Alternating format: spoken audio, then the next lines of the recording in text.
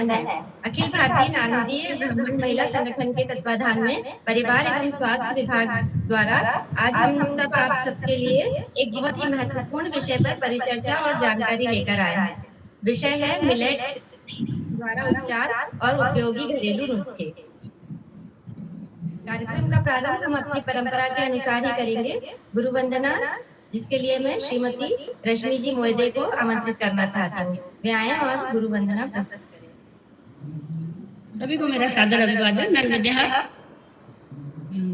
गुरु वंदना में अपनी स्वरचित गणपति जी की स्तुति बोल रही हूँ। गणपति गणनायक मंगलदायक सिद्धि विनायक शुभदाता, हम पूजा करते तुमको भजते, हे सुखदायक तुम त्राता। हे शंकर नंदन माथे चंदन मूषक वाहन श्री देवा, हो गोरा लाला प्यारे बाला बुद्धि विशारद दो मेवा। जन जन के नायक बने सहायक, सबके रक्षक शुभकारी। हे विद्यासागर दिव्य दिवाकर, चित्त के शासक हितकारी। गौरी सुत आओ धैर्य बंधाओ, लाज बचाओ तुम स्वामी। बोले जयकारा मन उजियारा, भर दो झोली सतनामी, भर दो झोली सतनामी। धन्यवाद सभी को। धन्यवाद रश्मि जी, बहुत बहुत धन्यवाद। किसी भी कार्य का प्रारंभ यदि प्रभु वंदना से हो जाए तो असीम आत्मिक शांति का अनुभव होता है और आत्मा में विश्वास भी बढ़ता है। आत्मविश्वास क्या होता है, इसका बेहतर उदाहरण हम आज जानेंगे। हम आज अपने इवेंट में देखेंगे कि आत्मविश्वास क्या होता है। तो प्रभु वंदना के पश्चात मैं हमारी कार्यक्रम की मुख्य वक्ता श्रीमती संगीता जी सिटोके को आमंत्रित करती हूँ। संगीता जी, आपका आज के इस इवेंट में हार्दिक हार्दिक स्वागत है।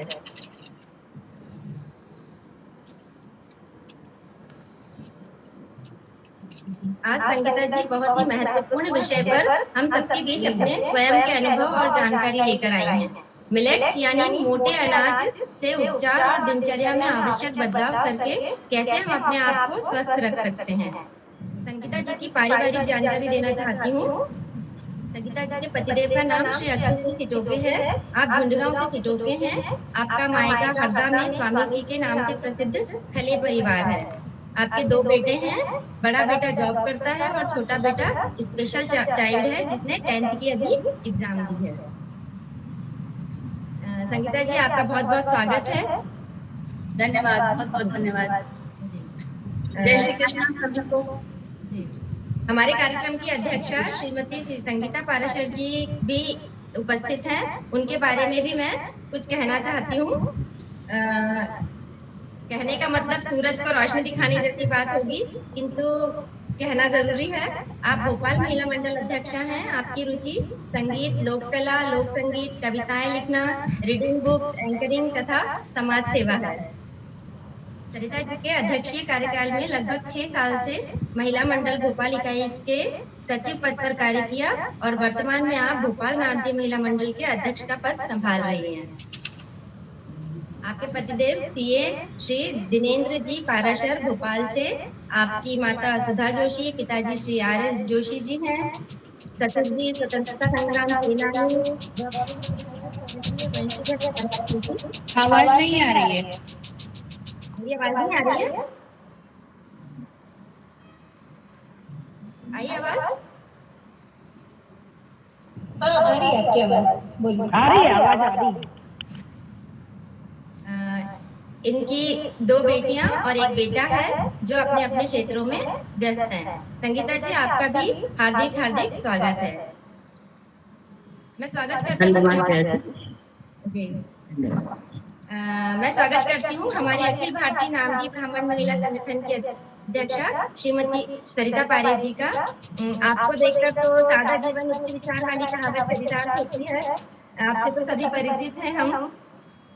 तो यहाँ उपस्थित सभी खूबसूरत और बुद्धिमान प्यारी नारी शक्ति का भी बहुत बहुत स्वागत करती हूँ और मेरा विनम्र निवेदन है कि सरिता जी पारे अपना स्वागत भाषण प्रस्तुत करें।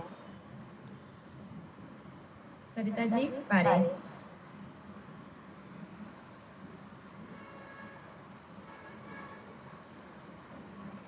आइए, आप म्यूट है भाभी। नर्मदे हर, आज हम दोनों बहनें साथ में ही बैठे हुए हैं, तो इनकी आईटी पे मैं अपना उद्बोधन दे देती हूँ। और आज का दिन बहुत ही सुनहरा है, बहुत अच्छा है। आज हम सब बहनें अपने स्वास्थ्य के लिए क्या अच्छा हो सकता है उसके बारे में जानने के लिए बैठे हैं और ईश्वर से बस यही प्रार्थना है कि आज जो भी हम सुने, जो भी समझे, वो सब हमारे लिए, हमारे परिवार के लिए और हमारे समाज के लिए उपयोगी हो और ईश्वर का ऐसे ही आशीर्वाद हमारे साथ बना रहे, आप लोग का साथ बना रहे। और जल्दी शुरू करते हैं क्योंकि संगीता जी के पास में बहुत सारा है बताने के लिए। नर्मदे हर।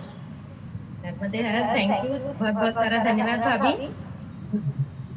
जीवन ना तो भविष्य में है ना ही अतीत में है, जीवन है तो वर्तमान में है और केवल इस पल में है, ये तो हम सभी जानते हैं। कहा गया है कि पहला सुख निरोगी काया है, तो इसी वाक्य की सार्थकता को लेकर संगीता जी सिटोके को अपने वक्तव्य के लिए आमंत्रित करती हूँ। संगीता जी आइए और आप अपनी उपलब्धियां और सब हमको अपना एक्सपीरियंस सब बताइए। स्वागत है आपका। धन्यवाद। नर्मदे हर सभी को, सभी बड़ों को प्रणाम एवं नमस्कार। मैं भोपाल से संगीता सिटोके आप सबके सामने मिलेट्स की उपयोगिता एवं घरेलू नुस्खे इस टॉपिक पर कुछ चर्चा करने के लिए उपस्थित हूँ। तो जैसे कि आपने मेरा परिचय बताया ही है, मैं भोपाल से हूँ और सिटोके परिवार झुंडगांव के रामाशय परिवार की बहू हूँ मैं।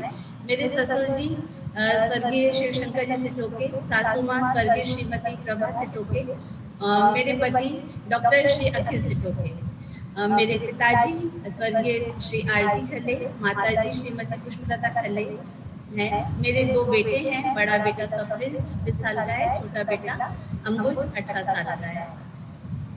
मोटे अनाजों पर हम आज इस चर्चा के लिए उपस्थित हैं और ये अत्यंत हर्ष का विषय है कि ये जो वर्ष है मोटे अनाजों का अंतर्राष्ट्रीय वर्ष घोषित किया गया है और इसकी शुरुआत सन 2016 में हो चुकी थी, जब WHO ने मिलेट्स को सुपर फूड्स की कैटेगरी में रखा था और इसे सुपर फूड कहा गया था।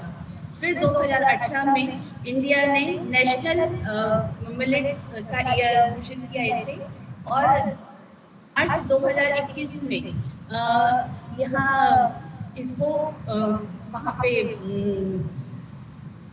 इस अंतर्राष्ट्रीय स्तर पर इसके इंटरनेशनल ईयर मिलेट्स के लिए अपने प्रस्ताव रखा, जिसे 2021 में मान लिया गया और 2023 को इंटरनेशनल ईयर ऑफ मिलेट्स घोषित किया गया।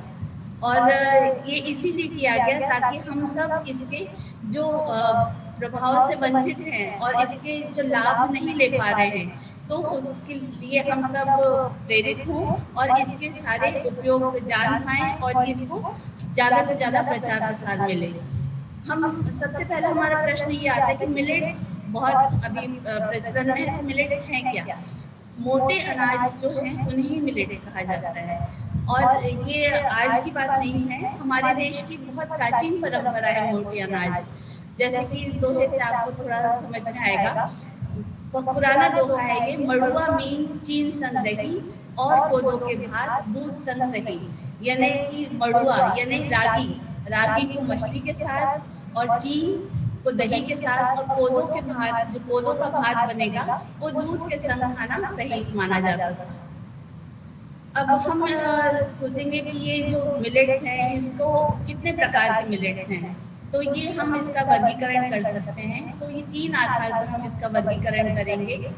पहला आकार के आधार पर कर सकते हैं, फिर इसकी उपयोगिता के आधार पर भी हम इसका वर्गीकरण कर सकते हैं, और किस मौसम में हम इसका कौन सा मिलेट उपयोग किया जाए इसके आधार पर भी वर्गीकरण किया जा सकता है। सबसे पहले मैं आपके सामने कुछ जो अभी प्रचलन में आ रहे हैं और हमें उपलब्ध हो रहे हैं उन कुछ मिलेट्स का नाम बता दूंगी, हिंदी और इंग्लिश दोनों में, ताकि आप उनसे थोड़े से परिचित हो जाएं। जैसे ज्वार सोरगम के नाम से है, बाजरा पर्ल मिलेट है, रागी फिंगर मिलेट है, कंगनी फॉक्सटेल मिलेट, कोदो को कोदो ही कहा जाता है, कुट्टू जो हम उपवास व्रत वगैरह में यूज करते हैं, बकवीट, चीना प्रोसो मिलेट, राजगीरा फिर हमारा व्रत वाला है, अमरंथ, मक्का, कॉर्न, कुटकी, लिटिल मिलेट, समा, बर्नयार्ड। समा को हम भगर भी कहते हैं कई बार। तो हम पहले आकार के आधार पर उसको वर्गीकृत करने की कोशिश करेंगे। पहले जो बहुत थोड़े मोटे दाने जिसके रहते हैं वो वाले मोटे अनाज, तो बड़े दानों वाले मोटे अनाज में ज्वार, बाजरा, रागी ये आ जाएंगे, इनके दाने थोड़े मोटे होते हैं। फिर उसके बाद छोटे दाने वाले मोटे अनाज, इसमें कंगनी, कोदो, कुटकी ये आ जाते हैं। फिर तीसरी जो वर्गीकृत श्रेणी है वो प्रचंड दाने वाले मोटे अनाज, इसमें कुट्टू, राजगीरा और समा, ये तीन और भी कुछ हैं, ये मेन इस कैटेगरी के अंदर आ जाते हैं।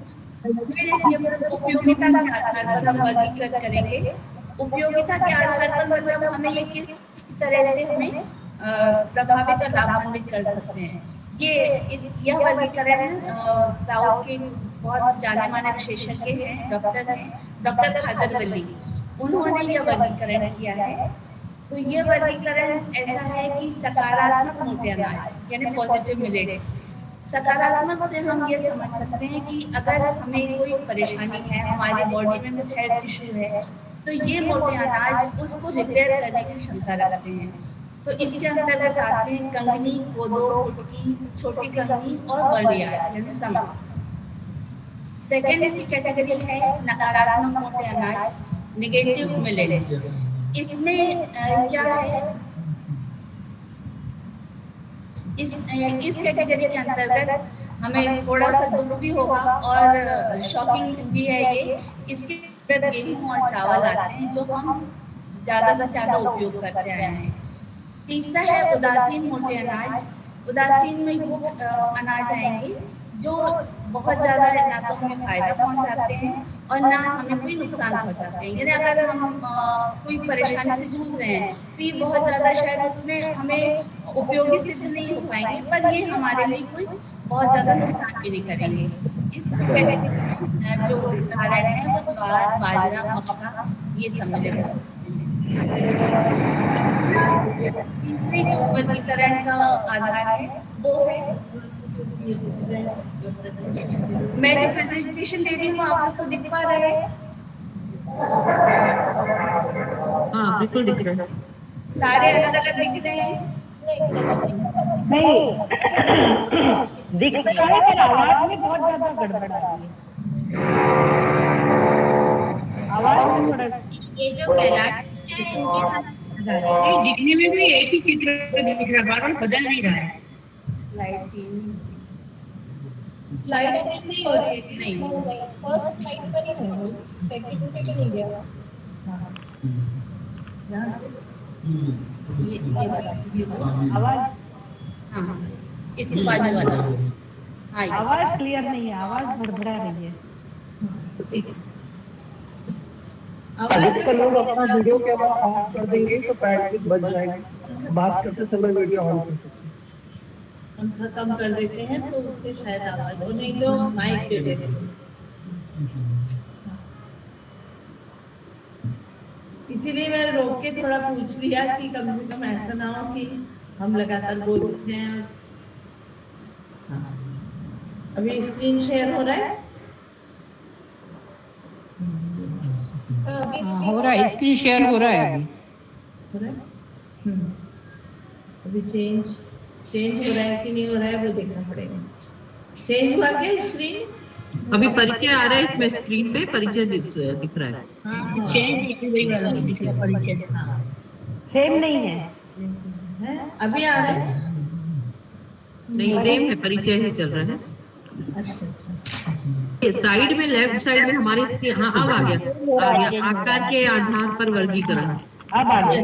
आ गया ठीक अब ठीक है ठीक ठीक है।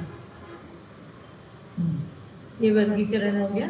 अभी बदल के नहीं मुझे लग रहा है उसी पे चलाना पड़ेगा। हाँ चलो बदल के अब उपयोगिता के आधार पर अभी हम लोगों ने आकार के आधार पर देख लिया ना। हाँ आकार के आधार पर और उपयोगिता के आधार पर एक बार फिर समझाऊं क्या? हाँ बता दो। हाँ बता दीजिए पापा। हाँ उपयोगिता के आधार पर जब हम वर्गीकरण करते हैं तो ये वाला कॉन्सेप्ट साउथ के एक बहुत विशेषज्ञ हैं, जाने माने विशेषज्ञ डॉक्टर खादरवली, जिन्हें मिलेट मैन भी उपाधि दी गई है, उन्होंने ये वर्गीकरण किया है। उनके अनुसार एक है सकारात्मक मोटे अनाज यानी पॉजिटिव मिलेट्स। इसमें जो मिलेट्स आते हैं वो अगर हमारी बॉडी में कुछ हेल्थ इशू है तो उसको रिपेयर करने की क्षमता रखते हैं।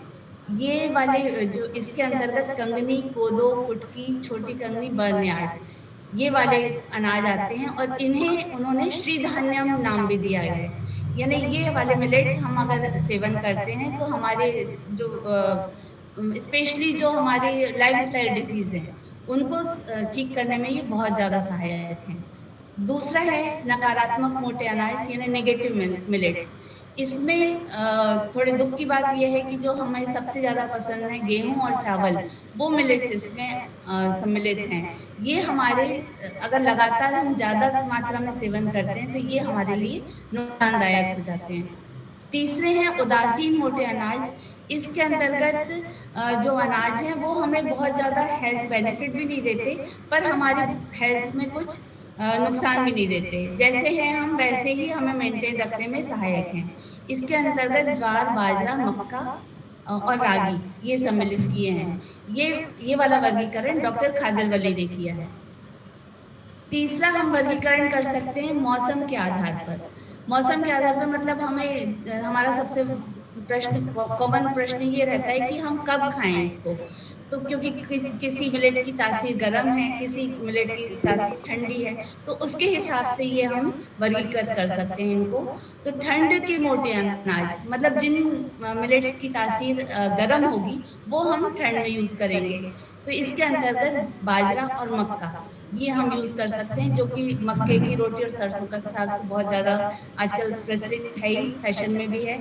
दूसरा है गर्मी के मोटे अनाज। गर्मी के मोटे अनाज वो होंगे जिनकी तासीर ठंडी होगी। इसमें सबसे बेस्ट है ज्वार। ज्वार की रोटी हम गर्मियों में बहुत अच्छे से खा सकते हैं।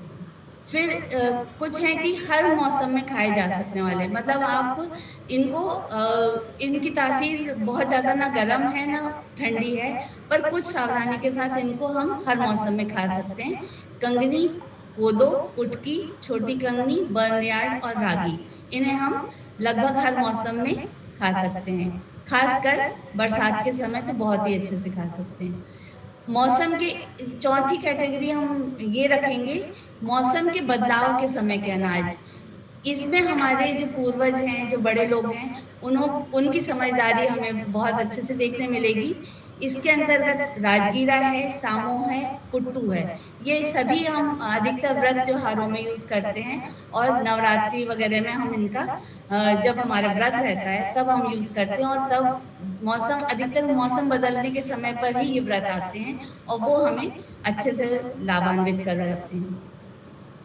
तो इसके बाद वर्गीकरण के बाद मैं ये बताना चाहूँगी कि ये सारे जो मिलेट्स हैं वो हमारे जीवन शैली के रोगों में कैसे प्रभाव डालते हैं और क्यों डालते हैं। सबसे मेन ये है कि क्यों डालते हैं और फिर बताऊँगी कि कैसे डालते हैं और उनका मेरे साथ जो अनुभव रहा, मैंने उनके साथ जो यूज़ करने के बाद जो महसूस किया और जो मुझे प्रभाव पड़ा वो मैं आपके साथ शेयर करूँगी। तो सबसे पहले हम कोई भी चीज़ यूज़ करते हैं तो उसमें हम ये देखते हैं कि उसमें फाइबर कितना है। अभी जो भी मतलब सचेत रूप से खाते हैं और न्यूट्रिशियस वैल्यू देखते हैं वो ज़रूर देखते होंगे कि फाइबर कितना है इसमें। तो ये देखने के बाद आपका बिल्कुल कॉन्सेप्ट क्लियर हो जाएगा कि हमें ये क्यों यूज करना चाहिए और क्या यूज करना चाहिए और क्या कम यूज करना चाहिए। नहीं तो नहीं कहूँगी मैं, पर कम कर सकते हैं हम उसको। तो फाइबर का अनुपात ग्राम प्रति 100 ग्राम में, है ना। कार्बोहाइड्रेट तथा फाइबर का अनुपात बता रही हूँ मैं। ये चावल में है ये 3 ग्राम प्रति 100 ग्राम, है ना। सामू में है 7, चीना में है 9.1, ज्वार में है 9.7, बाजरा में है 11, रागी में है 11.2, कंगनी में भी है 11.1। तो यहाँ पे हम कंपैरिजन देख सकते हैं कि जहाँ चावल में 3 ग्राम फाइबर है, वहीं कंगनी रागी में 11.2 है। जो यही चीज है जो इसे सुपर फूड बनाती है, क्योंकि फाइबर की मात्रा ज़्यादा होने से हमारी गट हेल्थ अच्छी रहती है, ग्लाइसेमिक इंडेक्स लो रहता है, और यही हमारी जो लाइफस्टाइल डिजीज में सहायक होती है।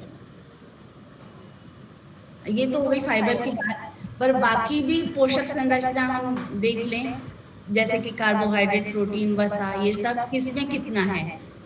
ज्वार में कार्बोहाइड्रेट 67.68 है, बाजरा में 61.8 है, और सबसे कम बाजरा में है 61.8 और सबसे ज़्यादा है 78.2।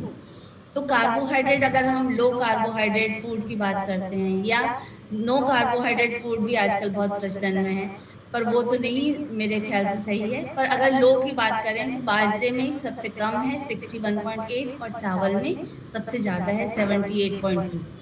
प्रोटीन की बात करें अगर हम, तो सबसे ज़्यादा है 10.9 बाजरा में, और रागी में है कम 7.2।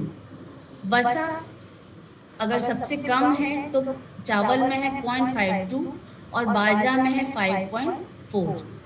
फाइबर 11.49 सबसे ज़्यादा है बाजरा में, और फाइबर जैसे कि हमने देखा था चावल में 2.81, मतलब 3 से भी कम है फाइबर।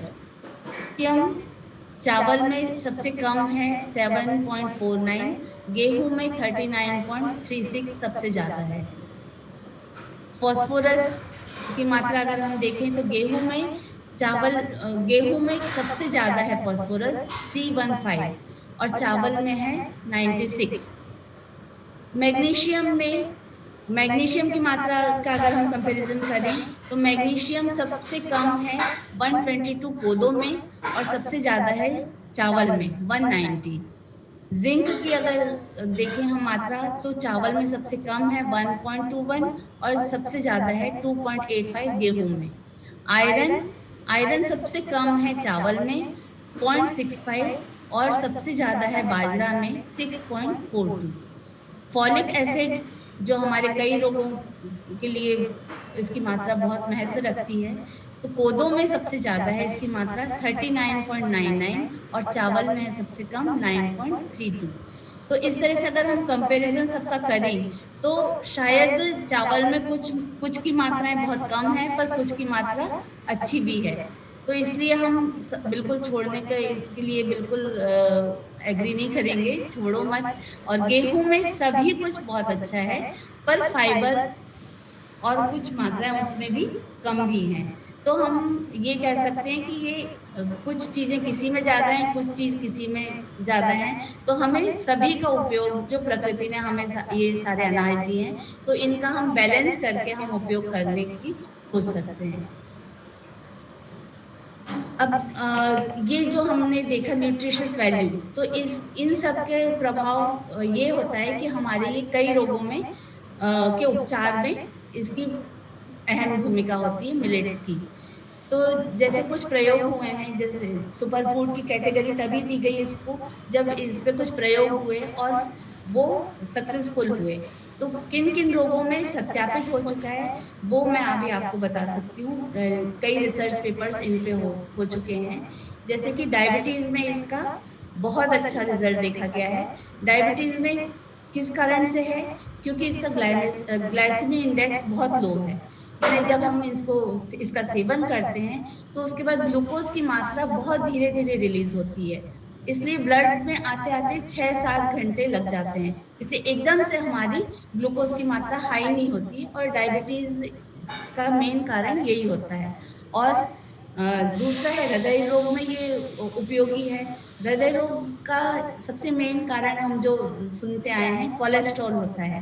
कोलेस्ट्रॉल कब बढ़ता है? जब गुड कोलेस्ट्रॉल कम हो जाए और बैड कोलेस्ट्रॉल बढ़ जाए। तो ये जो मिलेट्स की का सेवन करने से हमारा गुड कोलेस्ट्रॉल बढ़ता है और बैड कोलेस्ट्रॉल घटता है और इस तरह से वो हमारे हृदय रोग को की आशंका को बहुत कम कर देता है। कैंसर में भी ये इसके कई रिसर्च हुए हैं। गट मेनली गट कैंसर, पेट से संबंधित कैंसरों में इसकी बहुत उपयोग साबित हुआ है। फिर है तीसरा मस्तिष्क विकार। मस्तिष्क विकार में डायमेंशिया, एक जो याददाश्त वाली एक बीमारी है जिसमें याददाश्त चली जाती है, उसके लिए ये बहुत फायदेमंद सिद्ध हुआ है। और दूसरा ये ऑटिज्म जो आजकल बच्चों में देखा जा रहा है, उसमें बोलते हैं ग्लूटेन फ्री खाने के लिए। तो ये वाले सारे अनाज ग्लूटेन फ्री हैं।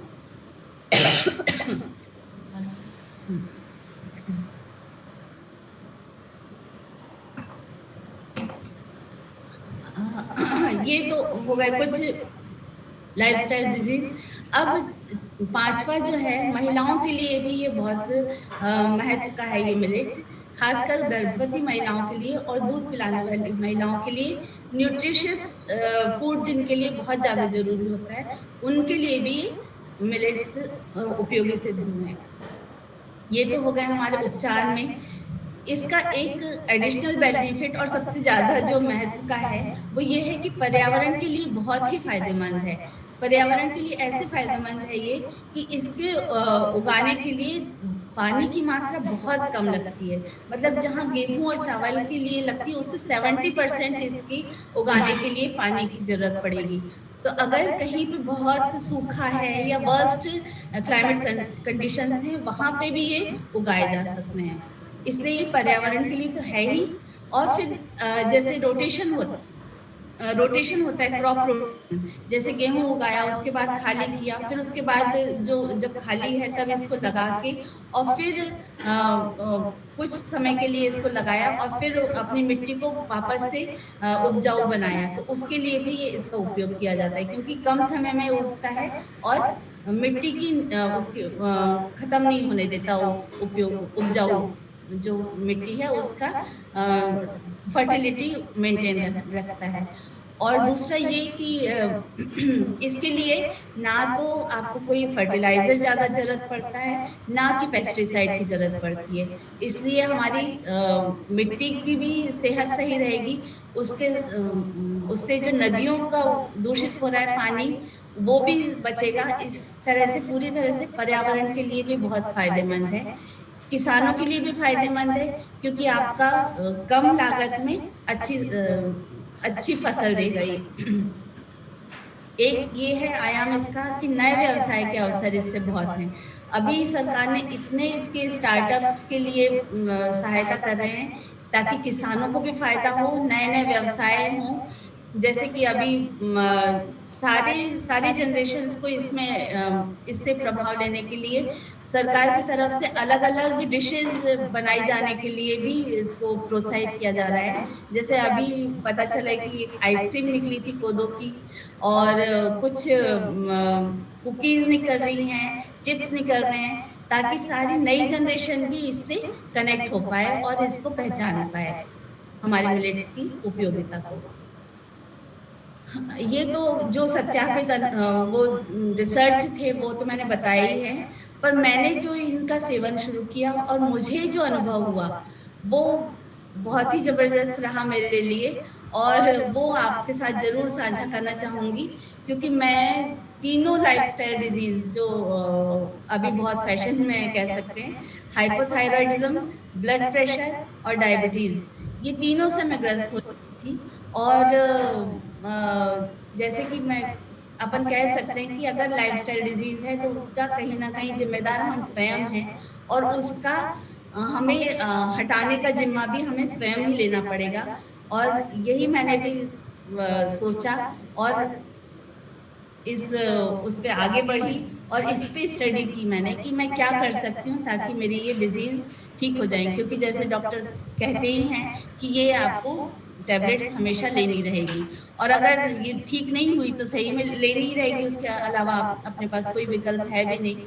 तो मैंने जब ये मिलेट्स शुरू किए लेना, तो सबसे पहले मेरा ब्लड प्रेशर जो मैं अपने ये स्वयं का अनुभव बता सकती हूँ कि मुझे सबसे पहले हुआ हाइपोथायरॉयडिज्म 2008 में, फिर 2012 में मुझे हो गया था ये ब्लड प्रेशर, और 2018 में डायबिटीज।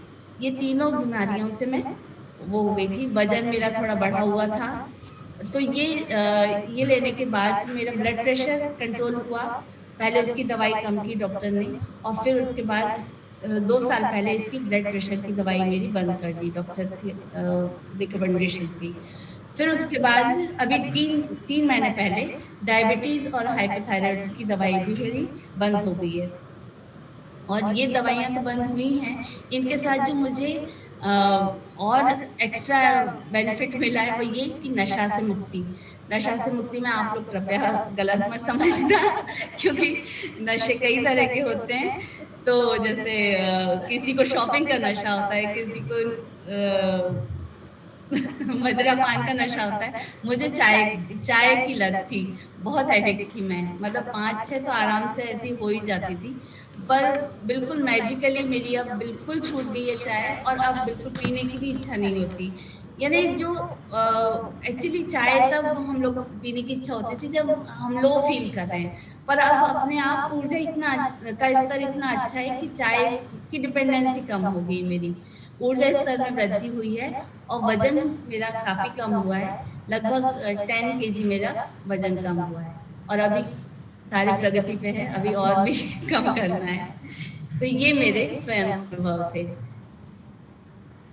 अब जैसे कि हम कोई भी चीज देखते हैं तो हमें बिल्कुल ब्लाइंडली उसको यूज नहीं करना चाहिए। हर चीज का कुछ ना कुछ प्लस माइनस होता ही है।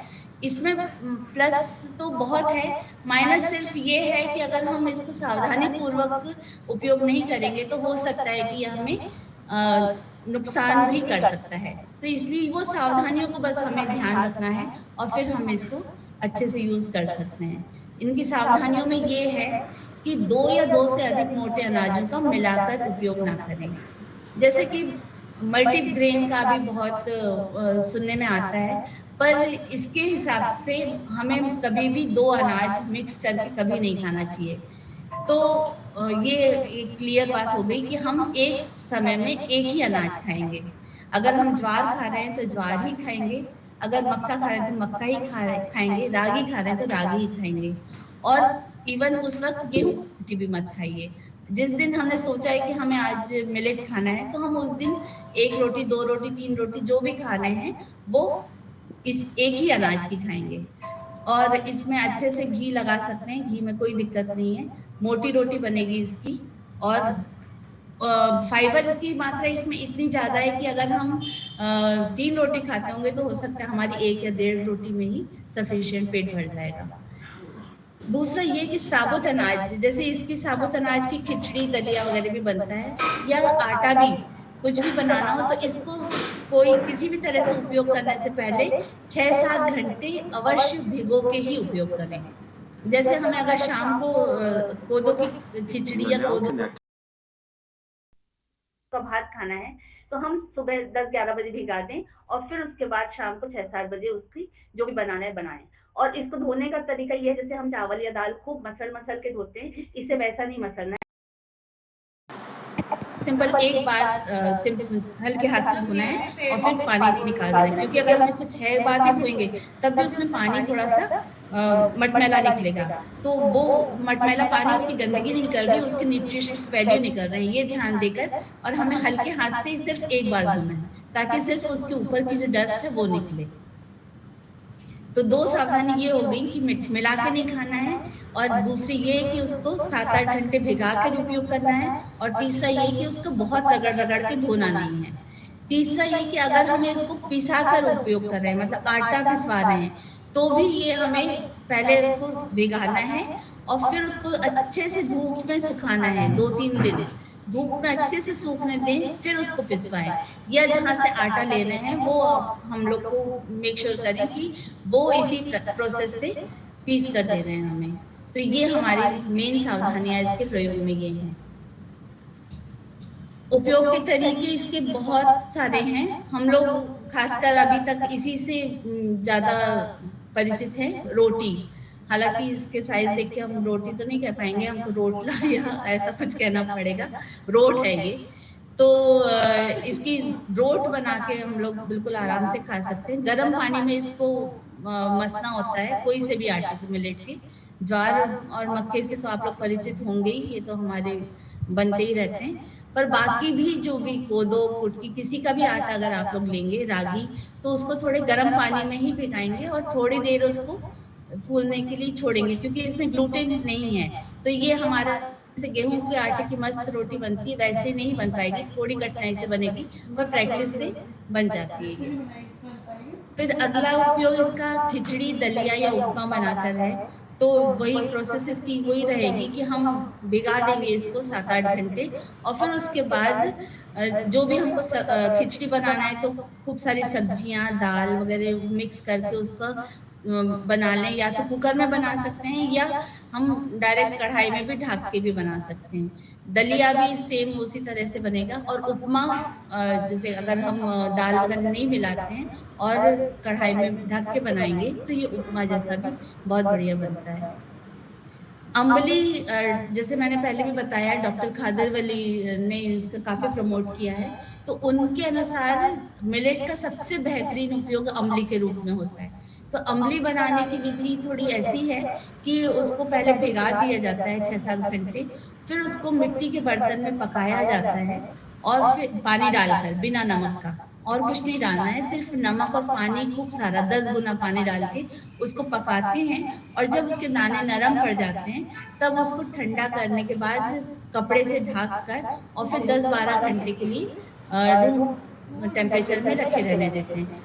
फिर उसके बाद ये फर्मेंट हो जाता है और उसके बाद फिर इसको हम किसी भी दाल, सब्जी, किसी के भी साथ खा लें तो इसमें मिलेट का की न्यूट्रिशियस वैल्यू सबसे ज़्यादा हमें मिलती है अम्बली में। फिर इडली, डोसा, उत्तपम, ये काफ़ी अभी प्रचलित हैं। रागी के भी बनते हैं, कोदो की, किसी भी मिलेट के बन जाते हैं और सेम चावल जैसे ही इसका भी है। बस ये है कि हमें पहले इसको भिगाना ज़रूरी है।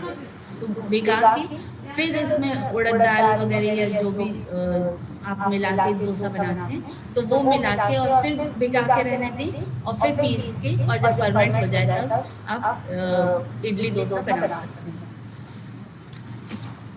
जैसे मैंने बताया, बेकरी और मीठे आइटम भी इसके बनते हैं। तो इसके लड्डू भी बने हैं, हालांकि मैंने ये अभी बना के देखा नहीं है तो विधि मैं बिल्कुल नहीं बता पाऊंगी, पर अभी काफ़ी ये सुनने में आया कि बेकरी आइटम और मीठे, इसकी खीर भी बनती है और लड्डू वगैरह ये भी बनाए जाते हैं। रागी का दूध भी निकलता है जो बहुत ही जैसे आजकल बता रहे हैं कि कुछ हार्मोन्स देके गाय भैंस का दूध निकाला जाता है जो हमारे लिए बहुत नुकसानदायक है। तो उसका विकल्प अगर हम कहीं देखना है तो रागी का दूध से जो निकाल सकते हैं वो उसका बेहतर विकल्प होगा। ये डॉक्टर खादरवली जो मिलेट मैन की मैंने अभी चर्चा की वो ये हैं। इनके अगर आप और भी जानना चाहें तो यूट्यूब वगैरह अगर आप देखते हो तो उसमें इनके मिलेट्स के बारे में इन्होंने काफ़ी विस्तृत जानकारी दी है। मैं क्वेश्चन पूछना चाहूंगी। हाँ दीदी, अब मैं अपना कंप्लीट कर लूँ फिर हम क्वेश्चन आंसर रख लेंगे। Okay okay okay. हाँ, आप याद रखिएगा, है ना। मैं ये बताना चाह रही हूँ कि मैं ये नहीं कह रही हूँ कि मिलेट्स एक बिल्कुल चमत्कारी चीज़ है कि आपने बिल्कुल जैसे एडवर्टाइजमेंट बताते हैं कि आपने ये क्रीम यूज़ की और आपका जीवन बिल्कुल सेट हो गया, ऐसा कुछ नहीं है। हम मिलेट्स को बहुत एक एडिशनल उसमें ले सकते हैं। खान पीन में हम जो सुधार की अगर सोचे तो वो हम डेफिनेटली उसको ऐड कर सकते हैं। पर इसके साथ भी हमें अपनी जीवन शैली में बहुत सारे बदलाव लाने पड़ेंगे, तब हमें बेस्ट रिजल्ट्स मिलेंगे। जो मैंने चेंजेस किए वो मैं आपके साथ शेयर करना चाहूँगी। मैंने सबसे पहले जो चेंज किया वो हम लोग पहले क्या खाना खाने बैठते थे तो पानी का ग्लास लेके ही बैठते थे और खाने के साथ पानी चलता ही रहता था, बल्कि लोटा भी रहता था, एक कि कम पड़ जाए तो जग या लोटा तो उससे भर लेते थे। पर अब मैंने ये निश्चित किया कि मैं खाने के साथ बिल्कुल भी पानी नहीं पीऊँगी और खाने के बाद 45 मिनट तो बिल्कुल नहीं पीऊँगी, उसके बाद पानी पीती हूँ आजकल मैं। ये मैंने काफ़ी टाइम से ये शुरू किया है और अब 1 डेढ़ साल से मैं ये बिल्कुल लगातार कर रही हूँ। जैसे अभी मैंने बताया दूसरा चाय का मैंने त्याग किया है, चाय छोड़ दी है क्योंकि एक दोहा भी आया था बीबी कि अगर आपका रक्तचाप को ठीक करने की हो चाह तो सबसे पहले त्यागो चाय। तो इससे मैं बहुत एकदम इंस्पायर हो गई थी कि मुझे ब्लड प्रेशर ठीक रखना है अपना तो मैं चाय छोड़ दूँ, तो मैंने चाय छोड़ दी। फिर वॉकिंग जैसे हम लोग हमेशा बोलते ही हैं कि शुगर हो या कोई भी हो तो वॉकिंग बेस्ट एक्सरसाइज है। तो मैंने अब वॉक करने का बिल्कुल अपना रूटीन में शामिल कर लिया है कि 10,000 कदम मुझे वीक में 5 दिन तो चलना ही चलना है। अगर कुछ प्रॉब्लम हो गई, कुछ वो हुआ तो 2 दिन में अगर मिस हो भी गया पर वीक में 5 दिन तो मुझे 10,000 कदम चलना है, बहुत ज़रूरी है। फिर चौथी जो चेंज मैंने किया कि अपने खाना खाते समय मैं 2 प्लेट लेके बैठती हूँ। 1 प्लेट में सलाद और 1 प्लेट में मेरा खाना, जिसमें मोटे अनाज की 1 रोटी, सब्जी, दाल और दही, ये होता है। तो पहले सलाद की प्लेट जो हम लोग जनरली करते हैं कि खाना जब सर्व करते हैं तो 1 प्लेट में सलाद बनाते हैं और बीच में रख देते हैं, ताकि सब उसमें से ले लें जो लेना है। तो पहले हम लोग वही करते थे और लेडीज का टर्न आते आते वो सलाद अधिकतर खत्म हो जाता था। अब रखा है, अब हमारे पास ककड़ी गाजर सब है, पर अब कौन अपने लिए काटेगा, तो जो है वही खा लिया, खत्म कर दिया। पर अब मैंने वो बंद कर दिया है। अब सबके लिए एक एक प्लेट, जिसको जितनी खाना है वो अलग अलग सर्विंग होती है और सबको अलग अलग सलाद मिलता है। तो मेरी प्लेट के जो सलाद है वो पहले मैं सलाद खाती हूँ और फिर उसके बाद अगर भूख जितनी है उतना खाओ, नहीं तो कोई जरूरत नहीं है। सलाद में अगर पेट भर गया तो बेस्ट है। फिर 5वां बदलाव ये है कि अब रात का खाना 7 से 8 के बीच, 7 से 8 के बीच खाना, मुझे ऐसा लगता है कि ये इसने भी मेरे जो हेल्थ बेनिफिट मुझे हुए हैं उसमें इसका भी बहुत बड़ा रोल है। क्यों ऐसा मैं सोचती हूँ क्योंकि मैंने जब ये पढ़ा कि जब हम लोग खाना खाते हैं उसका 3-4 घंटे हमारे खाना पचने में लगता है।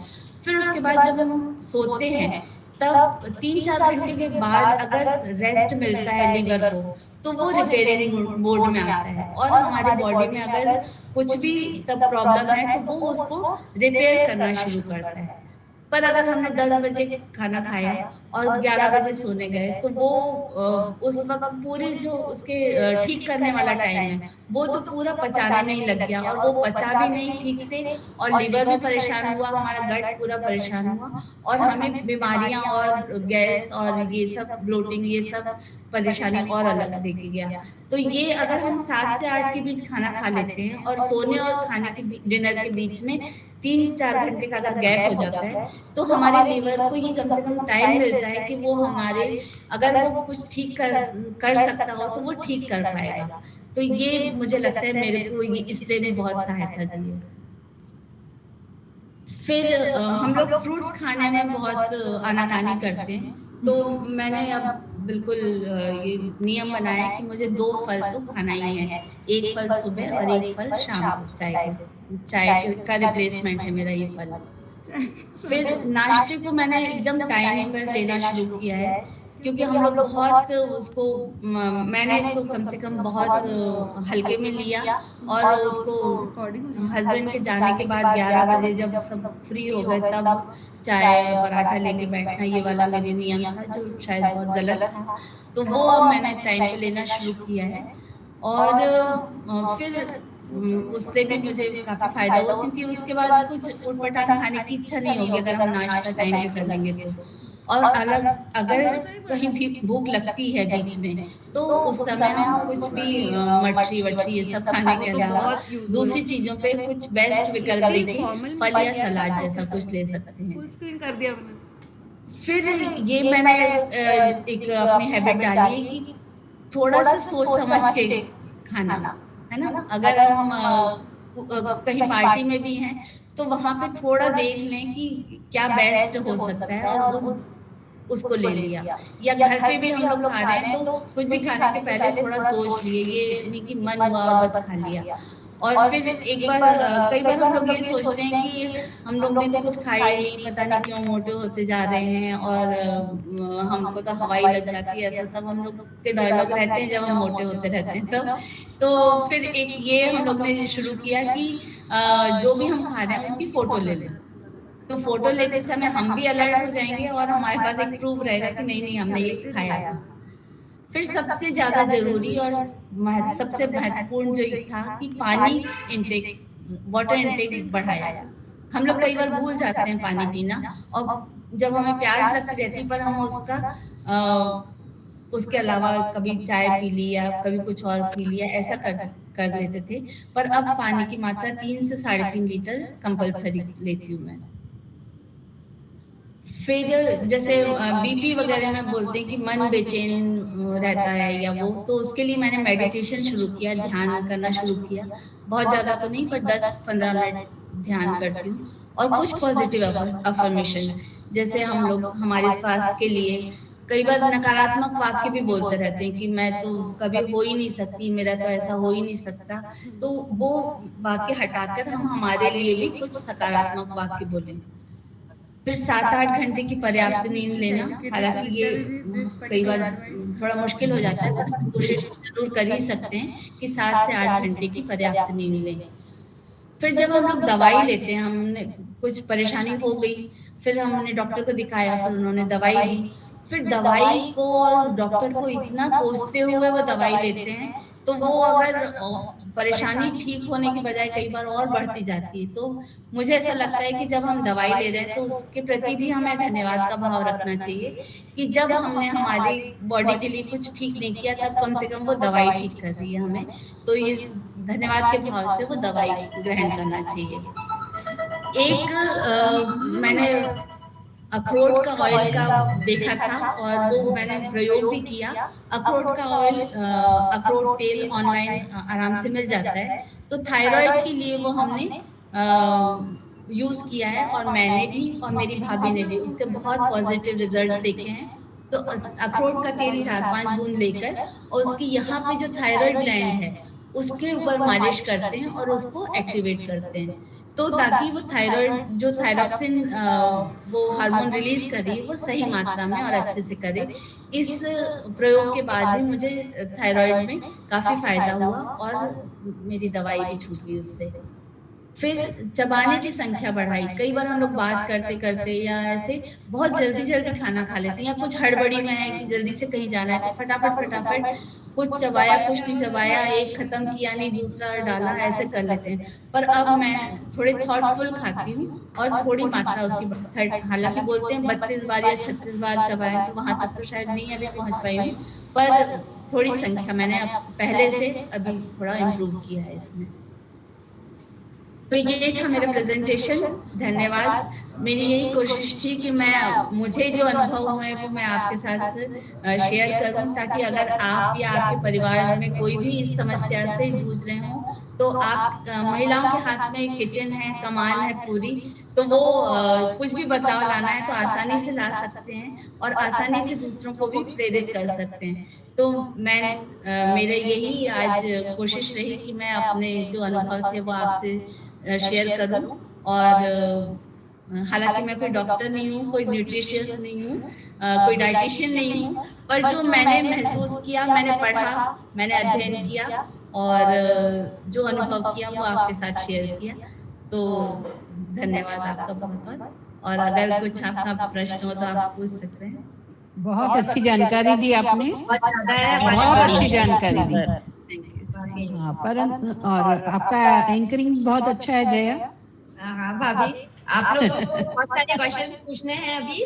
हाँ नहीं, हाँ तो मैं बस ये पूछ रही हूँ संगीता जी से जी। कि जौ के बारे में आपकी क्या राय है? जौ के बारे में आपने इतनी पढ़ाई की है उसमें, हाँ बहुत अच्छा है। हाँ, रिसर्च किया है, तो बिल्कुल। जौ के बारे में आपका क्या है? और एक और क्वेश्चन है मेरा जी। कि जो मिलेट्स जो आपने बताए, लिटिल मिलेट और कंगनी और बार्नयार्ड जो भी हैं, इनको पीस कर इसका आटा यूज करते हैं जो, तो उसमें भी इतने ही फायदे होते हैं अपन, क्योंकि हम तो बाहर से लेंगे, घर में तो नहीं पिस पाएंगे उसको, तो उसका क्या वो है, बेनिफिट है? तो मुझे दो क्वेश्चन है बस मेरे। जी बिल्कुल। जौ भी बहुत फायदेमंद है, वो यहाँ पे लिखना रह गया है, पर जौ मतलब ओट्स को ही जौ कहते हैं, तो उसका आटा ओट्स अलग हो जाता है, ओट्स बार्ले हो जाता है, और जौ अपना जो देशी जौ आता है, हाँ हाँ वो उसकी बात करिए। हाँ, तो जौ का आटा भी दो तरह से मिलता है, एक छिलके समेत अगर पिसवाएंगे हम, हाँ छिलके समेत, हाँ तो वो थोड़ा सा गले में लगता है, वो मैं यूज करती हूँ। खाने में थोड़ा सा परेशानी होती है क्योंकि हमें गेहूं की रोटी एकदम नरम नरम खाने की आदत पड़ी हुई है, तो थोड़ा सा हमें वो थोड़ा अनकन्वीनियंट लगता है, पर बहुत ही अच्छा है। फाइबर तो मेरे ख्याल से सबसे ज्यादा, पर वो कौन से उसमें आता है आपके? वो मोटे अनाज में, सबसे मोटे अनाज में कौन सा, उदासीन या तो फिर बेनिफिशियल या तो फिर वो डॉक्टर खादिर वली, जैसे मैंने कहा कि डॉक्टर खादिर वली का वर्गीकरण, तो वो साउथ में नहीं होता है वो, तो उनके वर्गीकरण में वो नहीं है। अच्छा, तो फिर अपने यहाँ क्या अपन समझे उसको? बड़े दाने के अनाज, बड़े दाने के अनाज, पर उसका फाइबर कंटेंट बहुत अच्छा है, तो हाँ, बहुत अच्छा है, बेनिफिशियली है बहुत। हाँ, नहीं मैं जहाँ तक मतलब मिलेट्स का प्रश्न जहाँ भी उठता है, तो जौ को भी अपने को मान्यता देनी चाहिए, मेरा ऐसा मानना है। बिल्कुल बिल्कुल। हाँ हाँ, पर उसको आप खड़ा यूज नहीं कर पाएंगे, जैसे कोदो को खड़ा यूज नहीं, उसको तो आटे में ही पिसवाएंगे। बिल्कुल, तो उसको गेहूं के साथ, अच्छा उसको गेहूं के साथ यूज कर सकते हैं या नहीं?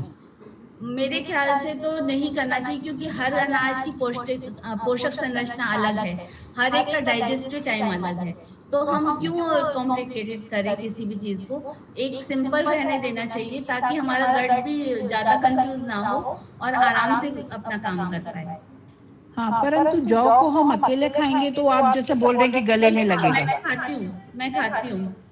हाँ, तो फिर अब मैं देखूंगी, मैं भी ट्राई कर, हाँ, मैं मिक्स करके करती हूँ, गेहूं में मिक्स करके। घी का उपयोग करके कर सकते हैं क्या उसमें? घी की थोड़ी लगा के घी से, तो उससे शायद थोड़ा देगा भी कम हो जाए। घी तो लगाना ही है, घी तो आप ज्वार बाजरा मक्का सभी में अच्छे से घी लगा के खाना चाहिए, क्योंकि घी प्रूव हो ही चुका है कि अच्छा सोर्स है कोलेस्ट्रॉल का, और बाकी फायदे भी होते हैं। और 1-1.5 रोटी खानी है अगर, तो अच्छे से बढ़िया घी लगा के।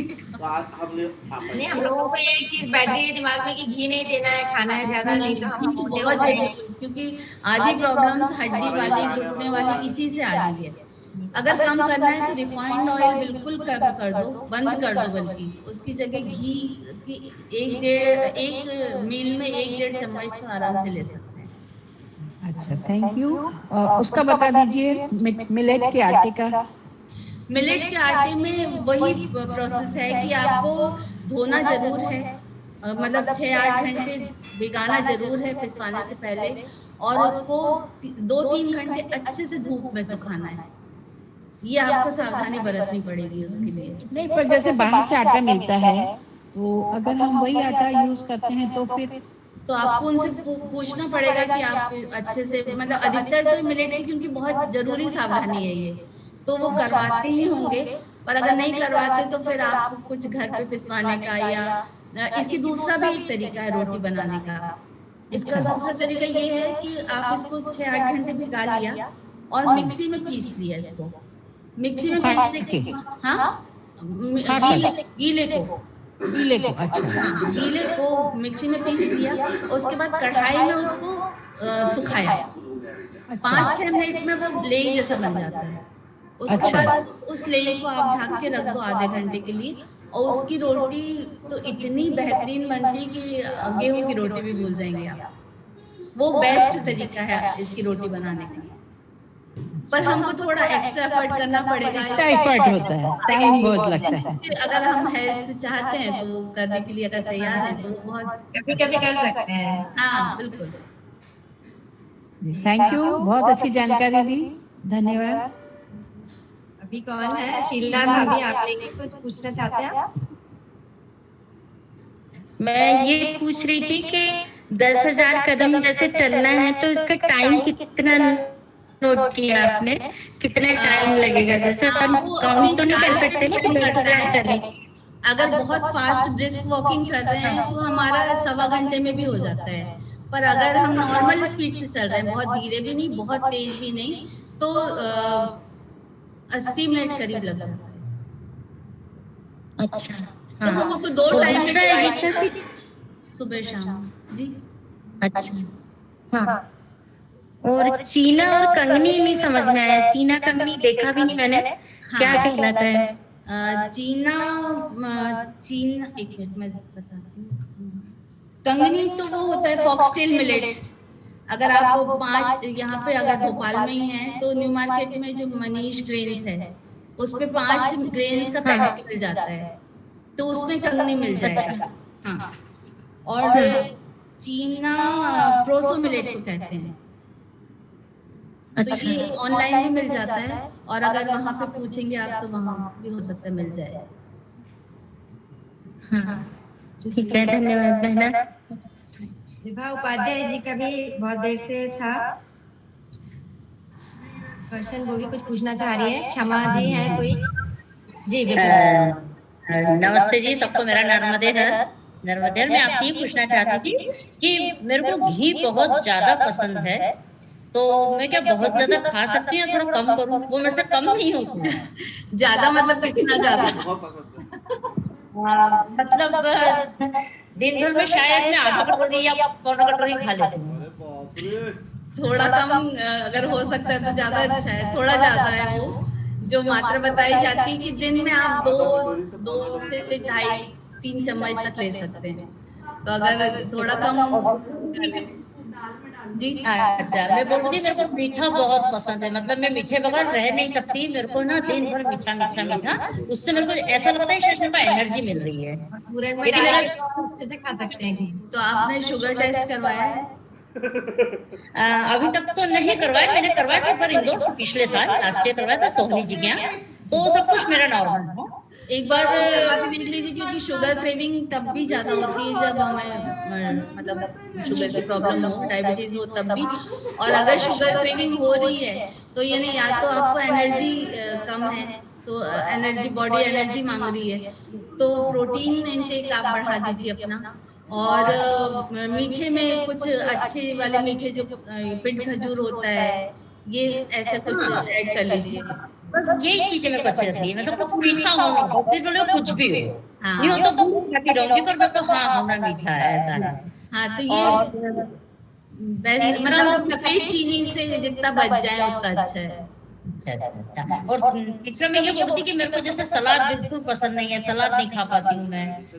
और मतलब क्या बोलना चाहिए, आजकल मेरा मुंह सूखता बहुत ज्यादा। पहले को ये प्रॉब्लम कभी नहीं थी कि मेरा गला सूख रहा है रात को, पर आजकल मेरा गला रात को बहुत सूखने लगा है। यहाँ पर प्रॉब्लम थोड़ा सा ऐसा, ये सिम्टम भी डायबिटीज का ही है। अच्छा, हाँ, उसमें भी गला सूखता है, पानी बार बार पीने की इच्छा होती है, यूरिनेशन की मात्रा भी बढ़ जाती है। अच्छा, ये वाले लिप्स है ना, ये भी सूख जाते हैं इतना। अभी मैं शायद 3-4 महीने से हो रहा है। हाँ, तो मैंने मेरे भैया से बात करी, वो भी डॉक्टर है, तो उनसे मैंने पूछा तो वो बोले कि अभी गर्मी के मारे गर्मी का कारण, लेकिन मेरे को ये प्रॉब्लम कभी लाइफ में हुई नहीं थी, अभी हो रही है। हाँ, एक बार आप टेस्ट तो करवा ही लीजिए। बाकी मुझे एक ये एनर्जी की भी कमी हो सकती है कि एनर्जी मतलब आप जैसे वो मीठे की क्रेविंग और ये बोल रहे हैं ना, और सलाद अगर पसंद नहीं है तो उसको थोड़ा सा इंटरेस्टिंग बना के खाने की कोशिश कीजिए। उसमें जैसे कुछ अंकुरित डाल दिया, नींबू डाल लिया, काला नमक वगैरह, थोड़ा सा इसको टेस्टी, मतलब ऐसा बोरिंग वाला नहीं करके थोड़ा सा अच्छे से टेस्टी। बाकी नींद भी बहुत अच्छी है मेरी, नींद 8-9 घंटा जो होना चाहिए वो है। और मेरी बॉडी मतलब मेरी एकदम टाइम से है मेरा। सुबह 8:30 बजे भूख लगाती है मतलब लगाती है, दोपहर को 1 बजे खाना चाहिए मतलब खाना खाने के बाद लेटने को होना मतलब होना। शाम को भी बस हम लोग 7 से 8 के बीच में खाना खा लेते हैं और बस अपने को नींद आ रही, मेरा सोने का टाइम है। वो सब बिल्कुल है, बस वैसे मीठे के मारे और घी के मारे परेशान हो गई मैं, क्यों मेरे से कंट्रोल नहीं होता है। नहीं अभी एकदम बंद मत कीजिए, थोड़ा धीरे धीरे कम, जैसे ज्यादा है तो थोड़ा कम कर दीजिए उसको, फिर और कम। ठीक है, धन्यवाद धन्यवाद। क्षमा जी भी पूछना चाह रही हैं कुछ? हाँ, नर्मदे मुझे बीपी है, तो डॉक्टर खादी के मैंने वीडियो देखे हैं। उन्होंने 10 डेज का दिया था ट्रीटमेंट मिलेट्स का, जैसे कि कोदो है वो 2 दिन खाना है, ऐसे हर मिलेट को 2 ऑल्टरनेट करके 2-2 दिन लेना है आपको। तो मेरा क्वेश्चन ये है कि क्या हमको उतना पोषण मिलेगा? हम सारी चीजें बंद ही कर देंगे ना? खैर उन्होंने बोला है सब्जियां ले सकते हैं, उसके साथ दालें ले सकते हैं, सब ले सकते हैं, तो उतना पोषण मिलेगा? क्योंकि भूख भी लगती है, फिर मैंने ट्राई किया है। तो आप क्या खाते थे उसमें? मैंने उसके साथ जैसे उपमा जैसे बना लेती थी, सारी सब्जियां डाल के, कभी दाल चावल जैसा और सैलेड काट के रख लेती थी। तो किया मैंने मतलब 4-5 दिन किया, पर भूख लगती थी, थोड़ा ऐसे वीकनेस भी लगी, तो फिर मैं अब शाम को खाती हूँ, कभी कुछ ऐसे करके देती हूँ। तो आप एकदम से शिफ्ट मत हो उस पे, क्योंकि हम लोग बहुत सालों से उसके हैबिचुअल हैं। तो या तो पहले इनको ज्वार मक्का को आप इंक्लूड करो, और रोटी से हमको ज्यादा सेटिस्फेक्शन मिलता है, कम से कम दिन में। तो हम लोग दिन में ऐसा करें कि रोटी खा लें, दाल सब्जी अच्छे से कटोरी में भर के वो ले लें, और 1-1.5 रोटी से ज्यादा फिर वो नहीं खवाती, अगर हम सब्जी और दाल ज्यादा खा रहे हैं तो रोटी खा लें तो दिन की हमारी प्रॉब्लम सॉर्ट हो जाती है। और हमको अधिकतर शाम को हल्का खाने की इच्छा होती है, तो शाम को हम उसका खिचड़ी या दलिया इस टाइप का कुछ खा लें, ऐसा कर सकते हैं। तो फिर ये मैं कर सकती हूँ। हाँ बिल्कुल, दिन में हमको, क्योंकि रोटी मतलब मैंने भी ये अनुभव किया कि हमको दिन में तो रोटी चाहिए। हाँ, कुछ तो ऐसा चाहिए, वीकनेस लगती है थोड़ी की, और कुछ चाहिए ऐसा लगता है जी। बाकी मिलेट्स अच्छे लगते हैं, टेस्ट में भी अच्छे हैं, और न्यूट्रिशनल वैल्यू तो है। बस यही प्रश्न था, धन्यवाद आपका। हाँ, और बीपी अगर है तो चाय तो अगर आप लेते हो तो वो कम कर दें। पूरा प्रेजेंटेशन सुना, उसमें चाय का आपने कहा, तो मैं चाय पीती हूँ, तो छोड़ूंगी चाय भी कम, और कॉफी तो बिल्कुल ही कम, क्योंकि कॉफी सबसे ज्यादा। हाँ, कॉफी तो कम ही लेती हूँ, पर चाय मुझे अच्छी लगती है, तो चाय कम करते करते लगता है चाय नहीं पी रहे तो चलो थोड़ी कॉफी ले लेते हैं, बट नहीं, वो तो बिल्कुल बेकार चीज है, इससे तो अच्छा चाय ही पी लो अगर वो हो रहा है तो। अच्छा, पापी कहते हैं कि दूध वाली चाय मत पियो, सिर्फ काली चाय पी लो, उसमें वो मत मिलाओ आप दूध। हाँ, ऐसा कर सकते हैं, हम काली चाय कर सकते हैं, पर काली चाय एक तो 2 फायदे होंगे कि वो इतनी बुरी लगे कि हम अगली बार पीना ही नहीं चाहेंगे। हाँ, तो काली चाय पे जाए पहले, फिर उसके बाद एकदम बंद हो ही जाएगी अपना। हाँ, तो वो काली चाय में एक तो चाय पत्ती बहुत कम डालनी चाहिए, जैसे हम लोग इसमें तो 1-1.5 चम्मच बिल्कुल भर के डाल देते हैं 1 कप में, तो उसमें तो बिल्कुल कम, आधे से भी कम में हो जाएगा, और थोड़ा सा बिल्कुल, तो वो बेस्ट ऑप्शन है अगर बहुत ज्यादा चाय की इच्छा हो रही तो, और उसमें ऑटोमेटिकली कम हो जाती है, क्योंकि वो आप ज्यादा नहीं पी सकते। ठीक है, यही शुरू करती हूँ। नेक्स्ट क्वेश्चन है, ठीक है, तभी छूटेगी मेरी। ठीक है, बहुत धन्यवाद। ज्योति जी भी पूछना चाह रही है कुछ? ज्योति जी, अर्चना जी भी है यहाँ पे। अर्चना जी आप ले जी। नर्मदे हर सभी को, और संगीता दीदी आपको सबसे बहुत बहुत धन्यवाद, आपने बहुत ज्ञानवर्धक जानकारी शेयर करी। प्रश्न मेरा नहीं है, लेकिन सिर्फ आपकी बात को एंडोर्स करने के लिए कहना चाहूंगी मिलेट्स के ऊपर। मैं पिछले 6 महीने से कुछ फॉलो मैं भी कर रही हूँ, और जो आपने कहा एग्जैक्टली वैसा ही मैं भी फॉलो कर रही हूँ। बस चाय जो है मेरी भी 1 कप सुबह की है, वो बरसों से है, इसके अलावा मैं नहीं पीती पूरा दिन चाय। लेकिन बस जो आपने कहा उसी बात को एंडोर्स करते हुए मैं आगे कह रही हूँ कि मिलेट्स के बहुत फायदे। पिछले 6 महीने से मैंने गेहूं को हाथ भी नहीं लगाया किसी भी फॉर्म में, मतलब चाहे मैदा हो, चाहे रोटी हो या वो हो। और सलाद और मीठा मैंने कंप्लीटली बंद कर दिया है, फ्राइड बंद कर दिया है, पर सैलेड बहुत ज्यादा अच्छे से खाती हूँ, तो उससे मेरे 10 केजी मैंने वजन कम किया है अपना। अरे वाह। और उसके क्योंकि ये मेनोपॉजल एज है तो उसकी वजह से काफी अचानक से बढ़ने लग गया था। बाकी मुझे कोई और ऐसे मतलब तकलीफ नहीं थी, बट वो मेनोपॉजल होने की वजह से एकदम से मेरा वेट शूट अप होने लगा था, तो वो बहुत कंट्रोल में आया। तो वॉकिंग जो आपने कहा सही है, 10,000 स्टेप्स को। एक चीज और मैंने फॉलो की जो मैंने सोचा सबके साथ मैं शेयर करूं, आपने इतनी अच्छी बातें बताई। एक हेल्दीफाई ऐप है जो मैंने डाउनलोड किया था, और जो भी मैं खा रही थी, चाहे एक काजू भी अगर मैंने मुंह में रखा है तो वो तुरंत मैं उसमें नोट करती थी, और वो उस एक काजू का भी जो कैलोरीज आ रही है शरीर को वो पता चल जाता था। तो उससे ये है कि जितना हमें शरीर के लिए कैलोरीज की जरूरत है उतना ही खाना है, उसके बाद वो एक्स्ट्रा है। फिर चाहे आप 2 गुलाब जामुन खा लो और अगर वो पूरी कैलोरीज हो गई है तो खत्म, फिर उसके बाद आपको कुछ नहीं खाना है। अब दिक्कत ये है कि 2 गुलाब जामुन में हमारा पेट नहीं भरता। ये तो धन्यवाद, सिर्फ आपको धन्यवाद देने के लिए, इतनी अच्छी जानकारी आपने शेयर करी।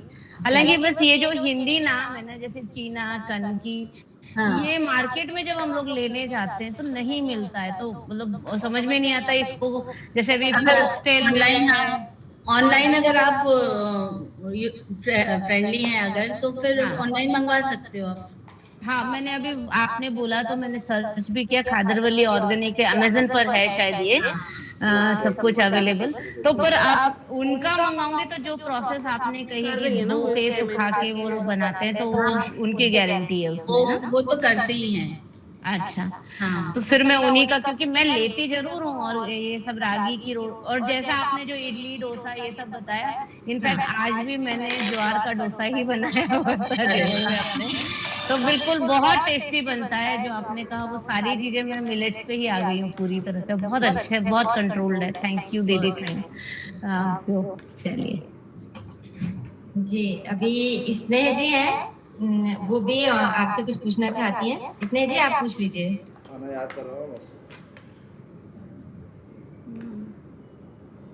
आपका आप म्यूट है भाभी, आप म्यूट है स्नेह जी। Sorry. Narmade her.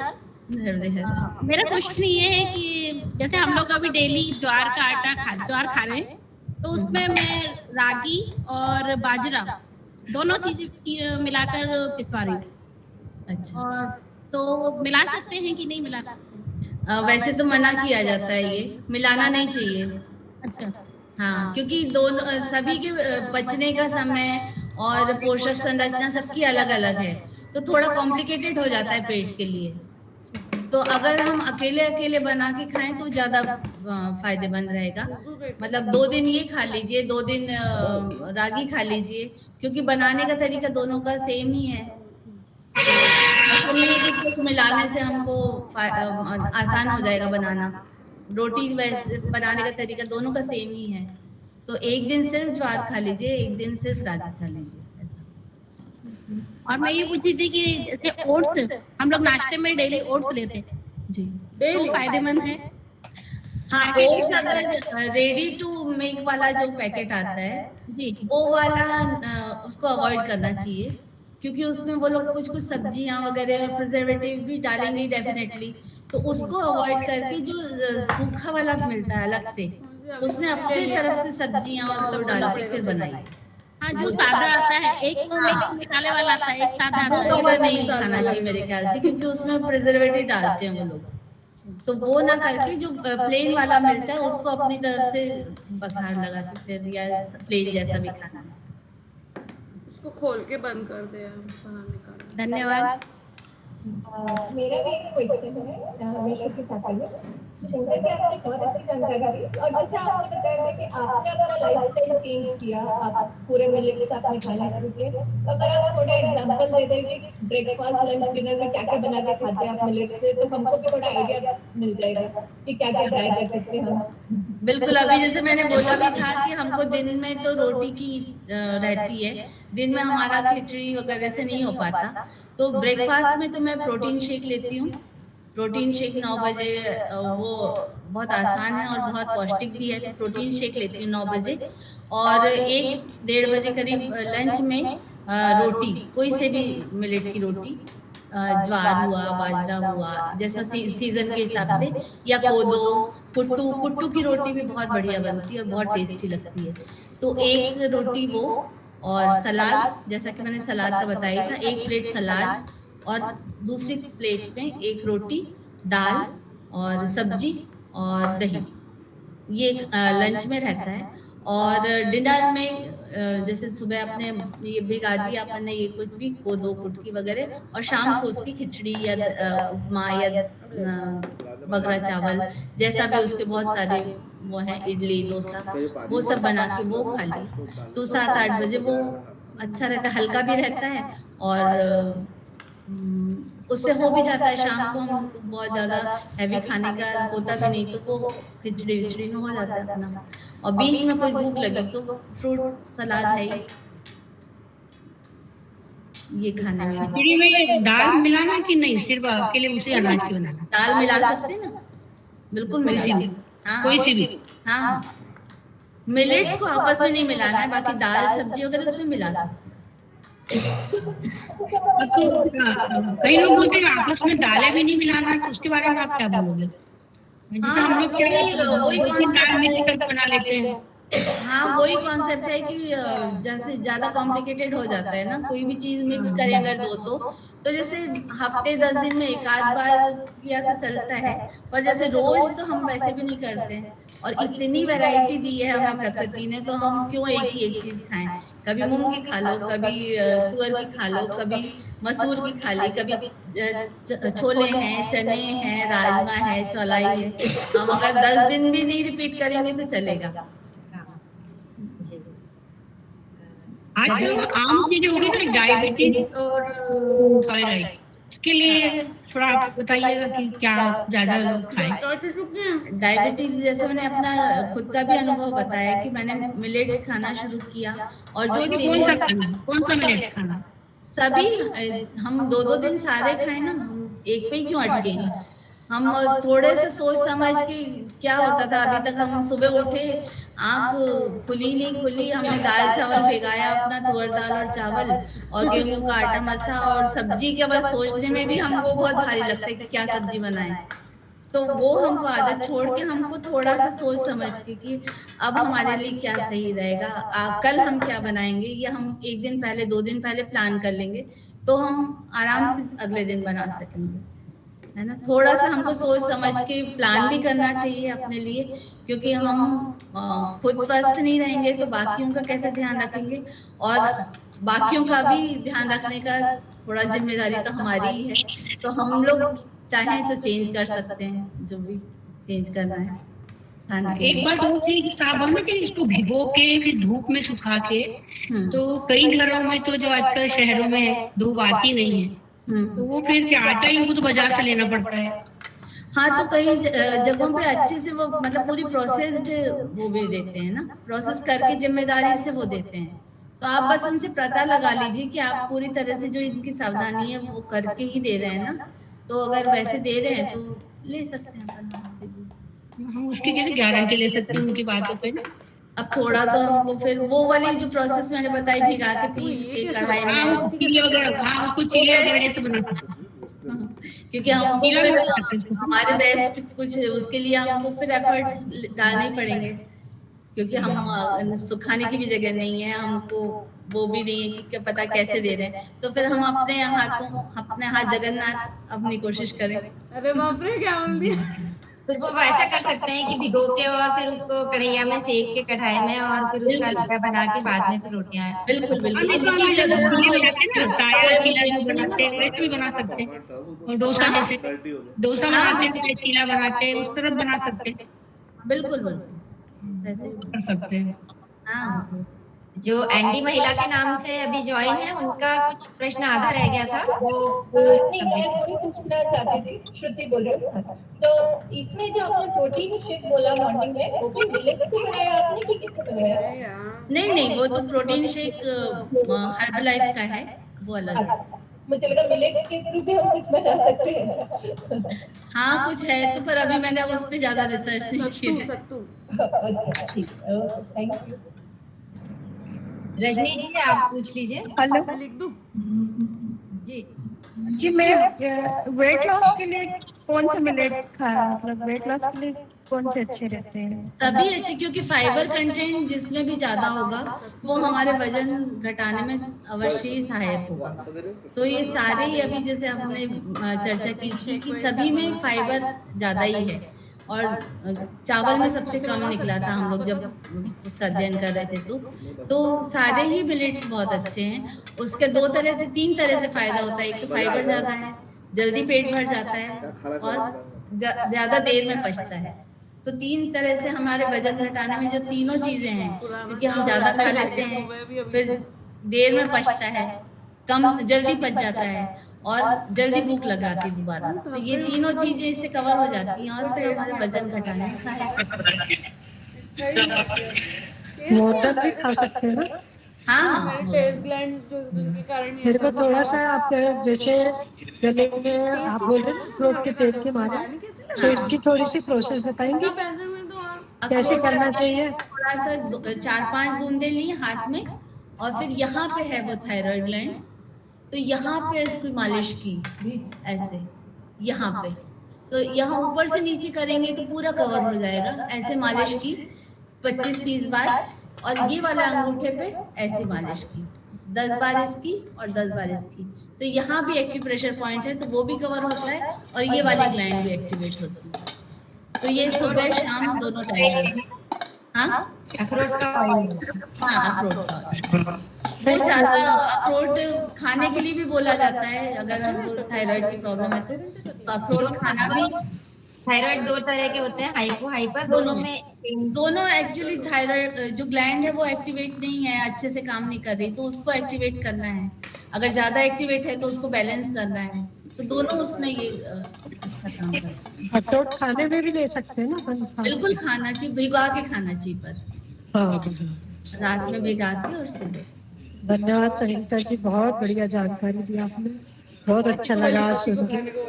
Thank you. जिनको थायराइड है और जिनको कुछ इस टाइप का है, उनका कॉन्फिडेंस लेवल बहुत बढ़ गया होगा आप बातें करके। क्वेश्चन मेरा भी है। हम भी कुछ करते हैं, लेकिन कुछ बीमारी रहती है तो कभी कभी कुछ कंफ्यूजन भी हो जाता है, पता नहीं सही कर रहे हैं कि नहीं। लेकिन अब संगीता जी से बात हो रही है तो ऐसा लगेगा कि हाँ, थोड़ा बहुत हम भी कहीं सही हैं जो कर रहे थे। तो अभी और किसी को प्रश्न पूछना है? एक क्वेश्चन मेरा भी है। हेलो, हाँ जी, मैं ये पूछ रही थी कि मैंने कहीं पढ़ा था राजगिरा को भी मिलेट्स में बताया है, हाँ, तो है क्या? हाँ, है है, हाँ, अमरंथ नाम बताया था ना मैंने राजगिरा। हाँ, अच्छा, मैंने शुरू का मिस कर दिया एक्चुअली, थोड़ा सा लेट ज्वाइन किया था। हाँ, और ये जो अपने मोरधन आता है, ये नहीं है क्या? ये भी है, ये भी है ना मिलेट्स में? ये भी। हाँ, कोदो, कुटकी, मोरधन, ये सब। हाँ, ठीक, थैंक यू जी। और कोई है? जी, मुझे पूछना है। हेलो जी, पूछिए। जी, हाँ, एक्चुअली मैं ये पूछना चाहती हूँ, मिलेट्स खाने से एसिडिटी का इशू तो नहीं होता है? मतलब अगर एसिडिटी पेशेंट है तो उसे कौन सा मिलेट खाना चाहिए? एसिडिटी ऐसा कुछ अलग से तो मेंशन नहीं है। एसिडिटी की प्रॉब्लम मतलब वही है कि हमारा जो डाइजेस्ट मेटाबॉलिज्म सही नहीं हो रहा है, जो हम समय पे या तो खाना खा नहीं रहे हैं, पच नहीं पा रहा है, या तो फिर खाने के तुरंत बाद हमने पानी पी लिया है।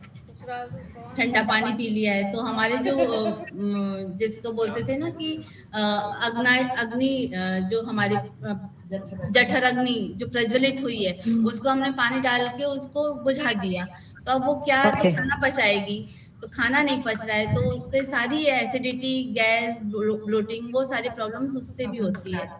हाँ, तो हमको मिलेट्स तो ऐड करिए, पर बाकी भी जो गुड हैबिट्स हैं उनको भी आप इंक्लूड करके देखिए। ओके, मिलेट से अगर हम मिलेट से स्टार्ट करते हैं तो उसमें मतलब स्टार्टिंग में मोशंस में इसमें कुछ तो चेंजेस आते ही होंगे, जैसे आपके बॉडी में फाइबर जाता है तो बिल्कुल ज्यादा अच्छे से आपका क्लियर होगा ना। Okay okay okay okay okay, thank you so much. Sangeeta ji मैं कुछ पूछना चाह रही हूँ जी। मैं ये पूछना चाह रही हूँ कि जैसे में गेहूं की रोटी हम लोग खाते हैं तो करना चाहिए, हम लोग ज्वार मक्की ये सब बहुत कम खाते हैं। हाँ, तो वो इंक्लूड कर लीजिए, एकदम आप पूरा शिफ्ट मत करिए अभी भले, पर धीरे धीरे आप अपने उसमें खाने में लीजिए, ताकि बच्चों को भी आदत पड़े थोड़ी, और बाकी लोग भी, क्योंकि हमने मक्के की रोटी वगैरह को बिल्कुल ऐसा कर लिया कि जैसे तीज त्योहार टाइप का, कि आज तो मक्के की रोटी बन रही है, तो वो उससे शिफ्ट करके हमको उसको डेली रूटीन तक लाना है, ताकि हम रोजमर्रा के खाने में उसको इजीली इंक्लूड कर पाए। सुबह ठीक रहेगा या शाम को? रोटी अगर खाना चाहें तो सुबह अच्छा है, और बाकी खिचड़ी वगैरह के लिए शाम को। नहीं, जैसे अपन गेहूं की रोटी कम करना चाहें और यदि बदले में अपन ज्वार की, मक्के की, बाजरे की खा रहे हैं, तो ये अपने लिए कब ठीक रहेगा, सुबह रहेगा या शाम? सुबह। मैंने जो अनुभव किया है वो मुझे ऐसा लगता है कि सुबह रोटी खाना ज्यादा ठीक लगता है, और शाम को चूंकि हम लोग वैसे भी हल्का खाना आजकल वो करते हैं ना, तो शाम को हल्का फुल्का कुछ भी खा लीजिए। लेकिन अगर किसी को शुगर हो तो फिर खिचड़ी, चावल वगैरह, ये राइस तो अवॉइड करना चाहिए ना? हाँ, तो राइस की खिचड़ी नहीं, अपन कोदो की खिचड़ी और ये सब मिलेट्स की खिचड़ी की बात कर रही हूँ मैं, चावल नहीं। हाँ। चावल, ओके ओके ओके। हाँ भाई, मेरा एक प्रश्न था कि मुझे मैं आशा पगारे हूँ, इंदौर से बोल रही हूँ, और मेरे को वैसे शुगर है, तो मेरे को वैसे गेहूं की रोटी पसंद नहीं आती, मैं खाती हूँ तो मेरे को उबकाई आती है, और मैं ज्वार की रोटी खाती हूँ, बाजरे की रोटी खाती हूँ, मक्का की खाती हूँ, तो ये शुगर में अलाउ है? बिल्कुल बिल्कुल, बहुत अच्छे से अलाउड। अच्छा, वही मैंने कहा, इससे तो शुगर मतलब उससे इफेक्ट नहीं पड़ता है, आपको बल्कि फायदा ही होगा इससे। अच्छा, थैंक यू। ऐसे टाइम पे डिस्प्ले में आ जाना चाहिए एक मौसी की तरह। जी, और कोई है क्वेश्चंस के लिए? हम आगे बढ़े। अब शीला दीदी कुछ पूछ रही हैं, तो आप डॉक्टर से पहले कंसल्ट करके फिर ही अपनाइए। ये कह रही थी कि गुड़ का उपयोग कैसे करना चाहिए, गुड़ कब कब खा सकते हैं, मतलब जैसे शुगर वाले हैं तो उनको गुड़ खा सकते हैं क्या? नहीं, वैसे तो वो जैसे शक्कर है वो ही बहुत, मतलब दूध का धुला नहीं है गुड़ भी, वो भी सेम वो है। हाँ, थोड़ा कम है, बस ये है, पर थोड़ी मात्रा में आप खा लो, जैसे खाने के बाद छोटी सी डली, अगर बहुत शुगर क्रेविंग होती तो छोटी सी डली घी में डुबा के वो फिर अपन खा सकते हैं, घी में डुबा के। पर बहुत ज्यादा ऐसा नहीं बढ़िया खूब सारा उसमें डाल के, ऐसा नहीं, अगर शुगर है तो। हाँ, वही पूछ रहे थे। हाँ, शुगर है, इसलिए पूछ रहा था कि गुड़ खाना है या नहीं खाना है। नहीं, बहुत ज्यादा तो नहीं खाना, थोड़ा सा टुकड़ा अपन खा सकते हैं। वैसे संगीता जी, शुगर के सिम्टम्स क्या रहते हैं? मतलब शुगर के सिम्टम्स सबसे ज्यादा तो ये है कि प्यास बहुत लगती है। तो ये कौन है कोऑर्डिनेटर, उसको बोलना चाहिए ना कि अब हम प्यास बहुत लगती है, और कम थकान लगती है, जैसे बहुत ज्यादा काम नहीं किया तो भी थकान लगेगी, प्यास बहुत लगती है, बार बार यूरिनेशन सिम्टम्स होंगे, और ये है प्यास, पानी का सबसे ज्यादा बताते हैं कि प्यास लगती है उसमें। बहुत लगती है, कभी खाना होता है बहुत, और शुगर क्रेविंग होती है, शक्कर बहुत ज्यादा खाने की और इच्छा होने लगती है। हाँ। नहीं, जैसे हम लोग में प्लांट है तो मैं प्रोडक्शन जैसा संभालती हूँ ना, तो मेरे को दिन भर इतना मालूम पड़ता है, बस शाम को फिर ढेर हो जाती हूँ, जैसे ही अपना खाना वाना निपटा के शाम को ढेर हो जाती हूँ। तो ऐसा लगता है कि दिन भर मुझे मालूम नहीं पड़ता है, मैं जब रात को सोने को जाती हूँ, जब हाथ पैर खूब दुखेंगे, थकान खूब लगेगी, तो ये भी मतलब शुगर से ही सिम्टम्स भी क्या कुछ? नहीं, अब वैसे तो दिन भर अगर कोई काम करता है तो शाम को ऑटोमेटिकली थक ही जाएंगे, उसमें कुछ भी ऐसा एबनॉर्मल तो नहीं है। पर हाँ, कुछ जरूरत से ज्यादा अगर लग रहा है तो आप एक बार चेक जरूर करवा लेना चाहिए, डाउट नहीं रखना चाहिए। बिल्कुल बिल्कुल। हाँ जी, मैं रीता चौरे नमस्ते। जी जी नमस्ते। मुझे भी शुगर है, लेकिन मैं शुगर फ्री की गोली जब मैं डालती हूँ तो खा ले सकती हूँ क्या? हाँ, चाय में शुगर फ्री की गोली ले सकती हूँ? नहीं लेना चाहिए। नहीं लेना चाहिए। नहीं, वो उसमें बहुत केमिकल्स होते हैं, तो वो फायदा तो कुछ करती नहीं है, बल्कि और नुकसान करती है। शुगर हम लोग की अगर कुछ ठीक होने वाली होती तो वो भी ठीक नहीं होने देगी, तो उसको बिल्कुल अवॉइड करना चाहिए। तो गुड़ डाल सकते कि नहीं है? नहीं, चाय में नहीं, चाय ही छोड़ दीजिए ना, क्या जरूरत है, अच्छी चीज नहीं है वो। चाय मत पीजिए। ना रहेगा बांस, ना बजेगी बांसुरी। बहुत मुश्किल काम है चाय। संगीता जी, मैंने सुना है कि मुलेठी डालो चाय में, जिसको डायबिटीज होती है, तो उसके बारे में डाल सकते हैं। मुलेठी हाँ, को डाल सकते हैं, हाँ डाल सकते हैं, अगर टेस्ट अच्छा लगे तो वो डाल सकते हैं। स्टीविया बहुत अच्छा होता है, उसमें मिठास बढ़ जाती है चाय की। हाँ स्टीविया अगर डाल सकते हैं वो भी अच्छा होता है, स्टीविया भी अच्छा होता है, पर टेस्ट थोड़ा अलग होता है, वो अगर हमको अच्छा लगे तो वो खा सकते हैं। वो क्या समझ नहीं आया, क्या बोला आपने? स्टीविया, स्टीविया एक प्लांट आता है। अच्छा। हाँ, तो उसका पाउडर भी मिलता है आजकल, सूखा पाउडर, तो वो भी आप डाल सकते हैं। तो वो शुगर फ्री का मतलब उसको रिप्लेस करने का अच्छा तरीका है, स्टीविया या मुलेठी। मुझे एलर्जी हो जाती है हवा से, इसके लिए कोई इलाज है?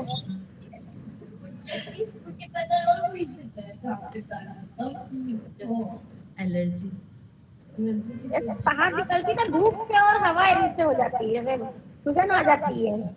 डॉक्टर से आप कंसल्ट करिए, वो ज्यादा सही बताएंगे। अच्छा अच्छा, स्किन बहुत सेंसिटिव है। हाँ, डॉक्टर से कंसल्ट कर लें, वो बेस्ट रहेगा ना। कभी कभी नींद नहीं होने की वजह से भी आंखों के नीचे सूजन आ जाता है। हाँ, वो तो है, होता ही है। हाँ, नींद बहुत जरूरी है, हर तरह, हर उसके लिए नींद बहुत जरूरी है। हमारी बॉडी को मतलब स्वस्थ रखने के लिए भी, रिलैक्स करने के लिए भी नींद तो बहुत ज्यादा जरूरी है। मेडिटेशन, गायत्री मंत्र वगैरह आप करके देख सकते हैं। अगर नींद नहीं आती तो उस वक्त गायत्री मंत्र का जाप करिए, उससे कई लोगों को फायदा हुआ है। अच्छा अच्छा, चलो ओके, धन्यवाद। Thank you. जी देखिए संगीता जी, और भी हमारे पास कुछ क्वेश्चंस थे। बीकन गांव से चेतना शर्मा जी ने भी पूछा था कि चेतना शर्मा जी है क्या अभी हमारे बीच में? जी, वो अभी आपने वैसे काफी कुछ बता दिया है, पर उन्होंने जानना चाहा था कि क्या मिलेट्स की प्रवृत्ति गर्म होती है क्या, उनकी प्रकृति? तो क्या यह यूट्रस की फाइब्रेट को घुलाने में सहायक हो सकते हैं? ऐसा अभी तक कुछ रिसर्च पढ़ा नहीं है मैंने, और मतलब कहीं देखने सुनने में भी नहीं आया है, तो ये मैं एकदम गारंटी से तो नहीं बता सकती। बाकी हेल्थ के लिए तो सही है ही ये, बाकी हेल्प कर सकता है ये। हाँ जी शैलबाला जी कुछ पूछना चाहती हैं? यस मैम, जय श्री कृष्ण।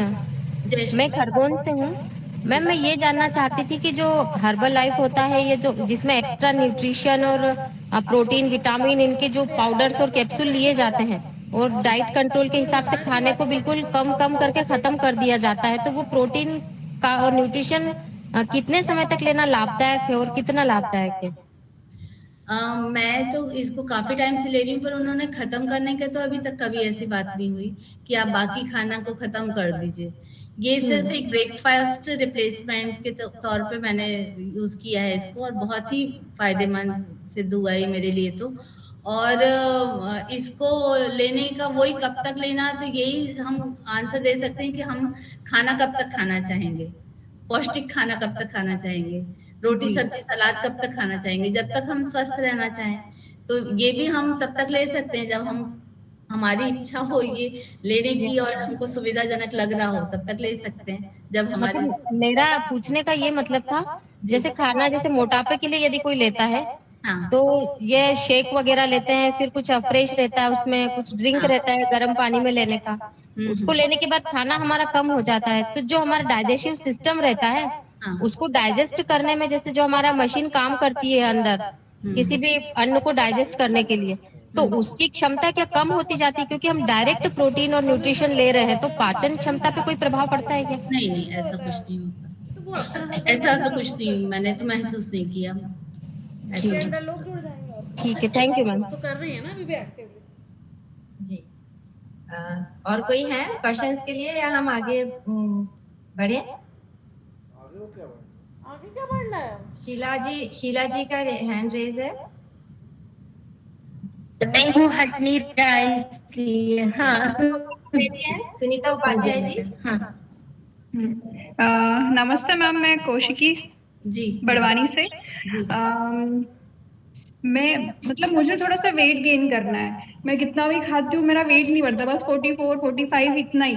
तो मुझे कुछ ऐसा कुछ बताइए जिससे थोड़ा मेरा वेट गेन हो।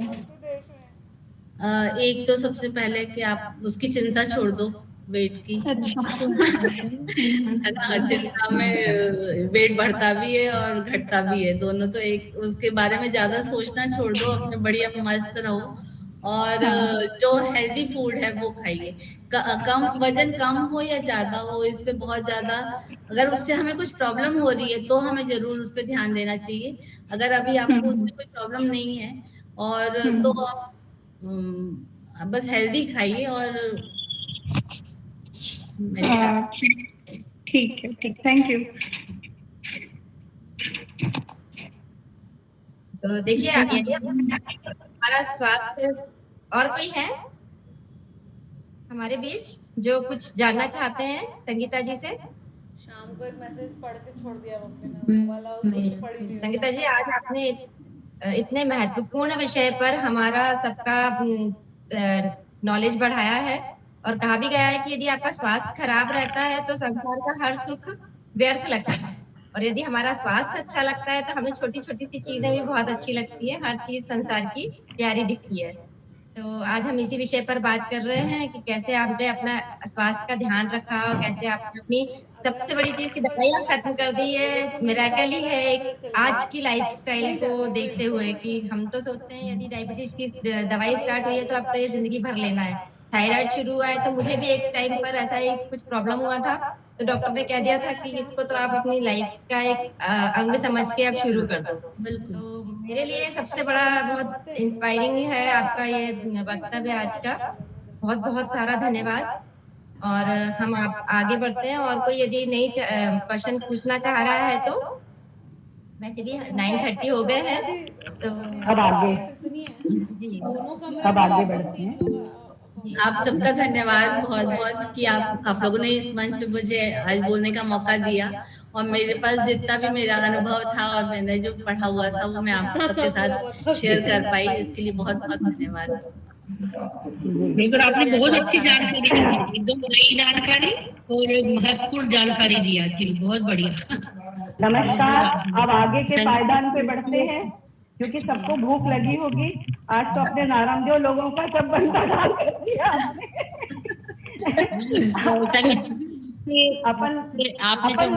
जो जानकारी दी।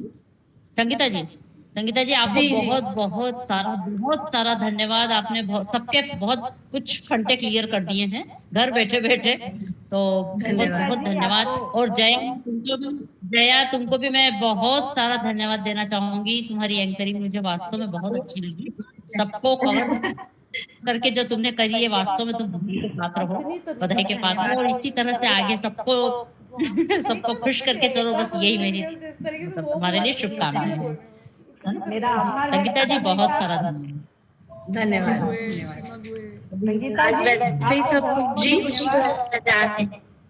आज सब खुशी खुशी रहेंगे, सबको बहुत कुछ मिल गया है। मेरी आवाज नहीं आ रही? हाँ कार्यक्रम आ रही है। अब हम अगले पायदान पे बढ़ेंगे। अब आभार व्यक्त करने वाले का टाइम आ गया है। संगीता जी को सबसे पहले बहुत बहुत धन्यवाद, इतनी सारी जानकारी दी मिलेट्स के लिए। रोकना चाह रही हूँ, संगीता पाराशर जी हमारी जो आज की अध्यक्ष है कार्यक्रम की, हम उनके भी विचार जानना चाहते हैं। आज के पूरे कार्यक्रम में वो हमारे साथ बनी हैं, तो उनके लिए कुछ कहना चाहती हूँ कि सूरज जैसे आप हैं, हम हैं दीपक तुल्य, क्या अर्पित आपको करें, भेंट लाए कुछ पुष्प, बहुआयामी आप हैं, बहुआयामी काज, पाकर अपने बीपुलकित हैं हम आज। तो संगीता जी पाराशर मौसी को मैं आमंत्रित करती हूँ अपने प्रेरक विचार हमारे बीच प्रस्तुत करने के लिए। जी, मैं संगीता जी को ही बुलाने वाली थी।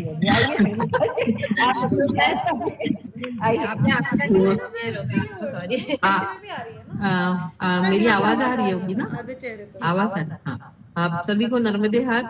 सर्वप्रथम मैं बधाई देना चाहती हूँ सरिता जी, सुनीता जी, वीना जी, अनुया जी को इस महत्वपूर्ण विषय के लिए, और सबसे ज्यादा आपका आभार व्यक्त करना चाहती हूँ भारती पगारे जी का, जिन्होंने इस महत्वपूर्ण विषय को चुना, इस रोचक विषय को चुना और इस ज्ञानवर्धक विषय के बारे में इतना अच्छा कार्यक्रम क्रियान्वित किया। धन्यवाद।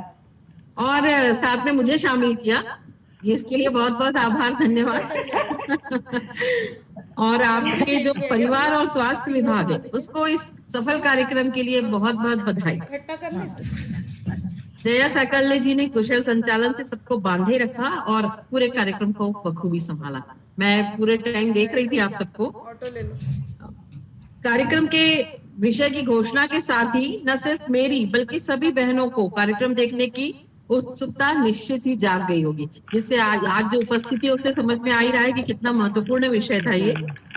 मिलेट्स क्या है, इनका हमारे स्वास्थ्य पर असर कैसे होता है, कैसे ये हमारी रसोई घर में रहकर ही हमारा डॉक्टर बन सकते हैं, इस पर आज की वक्ता श्रीमती संगीता सिटोके जी ने बहुत विस्तार से, धैर्य से बताया।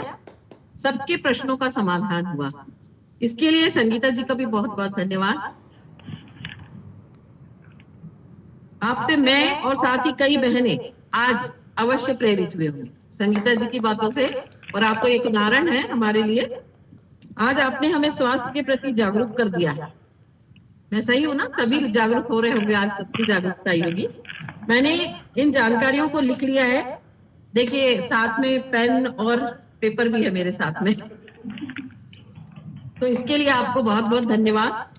संगीता जी से आशा है कि आपके अनुभवों को देखकर कोई इन्हें अपनाना चाहेगा तो उसे आपका मार्गदर्शन अवश्य प्राप्त होगा। अवश्य अवश्य, हमेशा, कभी भी। आप सभी का बहुत बहुत धन्यवाद। संगीता जी आपका बहुत बहुत धन्यवाद। सबसे पहले मैं आभार व्यक्त करती हूँ कि आपने हमारा आज अतिथि स्वीकार किया और आप हमारे इस इवेंट के अध्यक्ष बनी। आपके बारे में तो जितनी बातें करो उतनी कम है। अभी हमने भोपाल का इवेंट देखा है, सभी लोगों ने देखा है और इतनी चर्चाएं सुनी है कि उसके लिए तो कुछ शब्द ही नहीं है मेरे पास व्यक्त करने के लिए। धन्यवाद आपको। जी हाँ, आपका बहुत बहुत आभार व्यक्त करती हूँ, बहुत बहुत धन्यवाद। और उसके बाद मैं आभार व्यक्त करती हूँ हमारी महिला अध्यक्ष श्रीमती सरिता पारे जी दीदी का, जो हम लोगों को इस इवेंट के लिए प्रोत्साहित करती हैं और हर महीने हम लोग ये नए नए इवेंट्स लेकर आते हैं और उनका भी वो रहती है और हमेशा लोगों को नई जानकारियां मिलती हैं, नए उजागर होते हैं सब लोग। तो बहुत बहुत उनका धन्यवाद। ज्यादा समय नहीं लेते हुए मैं जल्दी आभार व्यक्त कर रही हूँ। ऐसे आप लोगों के लिए जितना बोला जाए कम है, मेरे को समय दे तो मैं एक घंटे बोल सकती हूँ। और आज तो संगीता दीदी लोगों का ही वो है भाई दिन। हमारी अध्यक्ष भी संगीता दीदी हैं और हमारी वक्ता भी संगीता जी हैं। आपने इतनी अच्छी मिलेट की जानकारी दी, थोड़ी थोड़ी भूख लग रही थी, अपनी पूरन पुली और वो सब भी याद आ रही थी, पर कि हम लोग इतना अच्छा खाने वाले नारंगदेव ब्राह्मण हैं, इतना घी खाते हैं और अब मिलेट पे जाएंगे। पर ठीक है, आज का वक्त यही मांग रहा है, यदि स्वस्थ रहना है तो आपने इतनी अच्छी जानकारी दी, हमें वो भी करना पड़ेगा। आपको इसके लिए बहुत बहुत धन्यवाद। आपने खुद पहले अपने आप पे प्रयोग किया, उसके बाद हम लोगों को जानकारी दी, तो ये बहुत बड़ी बात है। और हम सब बिल्कुल मिलेट्स के लिए तैयार रहेंगे। और चाय वगैरह जो आपने घर में मिक्सर वाला बताया, वो आइडिया सबसे बेस्ट लगा है ना। तो बिल्कुल हम आपको धन्यवाद करते हैं और सब बहनों का धन्यवाद देना चाहती हूँ। रश्मि जी का धन्यवाद देना चाहती हूँ जिनने स्वरचित कविता हम लोगों को सुनाई, उनके लिए भी सभी जानते कितनी अच्छी कविता लिखती हैं और योग की गुरु तो है ही। उनके लिए भी एक इवेंट लेकर आएंगे जिसमें हम सब योग की ही जानकारी पूरे इवेंट्स में सुनेंगे। सब बहनों का धन्यवाद देना चाहती हूँ। अपनी सरिता पारे दीदी इतनी मेहनत कर रही है सबको एक साथ लाने के लिए, एकजुट करने के लिए, और सब में प्रोत्साहन दीजिए और इस प्रोग्राम को हर और ज्यादा सुनिए और बढ़ाइए सब जगह के लिए, है ना। हम लोग तो यही करते हैं कि भाई हम लोग आपके सामने नए नए प्रोग्राम लेके आ रहे हैं, उसको प्रोत्साहित कीजिए, जो हमारे वक्ता है उनकी बातें सुनिए और उसका उपयोग उठाइए। हम लोग यही चाहते हैं। अपने रामदेव आज कहाँ से कहाँ पहुंच गए हैं। आज हम लोग ऑनलाइन मीटिंग कर रहे हैं, हर कोई तो गांव-गांव में हर जगह से हम ये चीजें सब कर सकते हैं। तो इसके लिए सभी बहनों से अनुरोध है, आप लोगों को बहुत बहुत धन्यवाद भी, और आगे भी जो इवेंट हो उसमें आप लोग आइए। और सरिता दीदी का ऐसा कहना है कि सब लोग हर कार्यक्रम में जुड़े, ऐसा जरूरी नहीं है कि 2-3 लोग ही प्रोग्राम करें। यदि आप एंकरिंग अच्छा कर सकते हैं, यदि आप किसी चीज का नॉलेज रखते हैं, तो कृपया करके आप हम लोगों से संपर्क करें। हम इवेंट रखेंगे और अच्छे से सब लोगों तक आप लोगों की बातें पहुंचाना है। जी धन्यवाद, आप लोगों का बहुत बहुत धन्यवाद। नर्मदे हर। बहुत बहुत धन्यवाद। Sorry just a minute, Jaya ji का भी मुझे धन्यवाद देना है। उन्होंने इतना अच्छा संचालन किया है, बहुत ही अच्छे ढंग से, एक ही बार में राजी हो गई। ये तो खैर हमारी बड़ौदा की हैं, सालों से इनको जानती हूँ। पहले भी ये जब छोटी लड़की थी तब भी हमारे सम्मेलन में जो भी प्रोग्राम होते थे सबसे पहले जया खड़ी रहती थी, चाहे वो डांस हो चाहे गाना हो। लोगों की आशीर्वाद है सारे। हाँ, इसलिए मुझे आज भी वही जया दिखी, आज भी मुझे वही जया दिखी जो सम्मेलन में मेरे साथ हुआ करती थी। आपको बहुत बहुत धन्यवाद। बहुत अच्छे नहीं, आपने बहुत अच्छा संचालन किया और सभी का बहुत बहुत धन्यवाद। सरिता जी आप कुछ कहना चाह रहे हैं, बोल लीजिए। नहीं, बहुत अच्छा लगा और इनसे हम भी प्रेरणा लेते हैं और हम भी कुछ ना कुछ सीखते रहते, करते रहते हैं। इसीलिए मुझे लगा कि हमारी सब बहनों को ये जानकारी अगर मिलेगी तो बहुत अच्छा लगेगा। वो हाउसवाइफ है, होम मेकर है और नहीं मैं कोई डाइटिशियन या ऐसे नहीं हूँ, तो बहुत मुश्किल से मनाया कि नहीं तुमको इतना अप्रिशिएट कर रहे हैं तो तुमको अपनी जानकारी शेयर करना चाहिए। नहीं, आपने बहुत अच्छा किया। फायदा हुआ होगा सबको और सबको अच्छा लगेगा। बिल्कुल अवश्य फायदा हुआ ही है। हम जो सोचते हैं कि ये चीज खाएं कि ना खाएं, आज हम बिल्कुल मतलब आश्वस्त हो गए, विश्वास हो गया है कि हम कहीं ना कहीं सही होते हैं। और अब तो पूरी तरह से संगीता जी आपका बहुत सारा धन्यवाद, बहुत बहुत आभार। नहीं, संगीता जी वो आने में संकोच कर रहे थे, लेकिन मेरे को आज ऐसा लग रहा है कि आज की इस इवेंट में सबसे ज्यादा उपस्थिति आज की मेरे को दिखी है अभी तक जितने भी हर एक की प्रॉब्लम है ना, ये जिसको हम सॉल्व कर रही है संगीता ने, जिसको सॉल्व किया है। सारे लोगों की दुविधा भी दूर हुई है। आज के मन में जो चलता रहता है ना, ये खाए नहीं खाए, ऐसा चलता रहता, सारी दुविधा भी दूर हो गई है आज। अलग अलग खाए, छोटी छोटी बातों के लिए पर डॉक्टर के पास तो जाती नहीं है ना। तो बहुत अच्छी सुविधा मिली और जितने भी इवेंट्स अटेंड किए उसमें सबसे ज्यादा आज उपस्थिति थी। ये वास्तव में बहुत बड़ी बात है। इसके लिए इसका मतलब ये है कि सब लोग दुबले होना चाहते हैं और स्वस्थ रहना चाहते हैं। अभी हम लोगों का ऐसे सोचना होता था जब हम ये थोड़ा थोड़ा शुरू किया था कि कैसे खाएंगे, ये तो स्वाद नहीं रहता है। लेकिन जैसे दाल अच्छी बघार ली, कढ़ी बना लो, या ये लिक्विड अच्छी सब्जी चौलाई बना लो, छोले, मतलब जो उसका जो आपका सेकंड पार्ट है उसको खूब स्वादिष्ट बना लो और इसमें भी सारा घी वगैरह डाल के खाते हैं तो बहुत अच्छा लगता है। याद नहीं आती कि रोटी नहीं खाइए, बहुत अच्छा। और विभा दी आप घी और मिठाई कम कर दो। अब जिस दिन मेरा घी कम हो जाएगा ना, मैं संगीता जी को स्पेशली धन्यवाद देने के लिए फोन करूंगी कि दीदी मेरा घी कम कर दिया। क्योंकि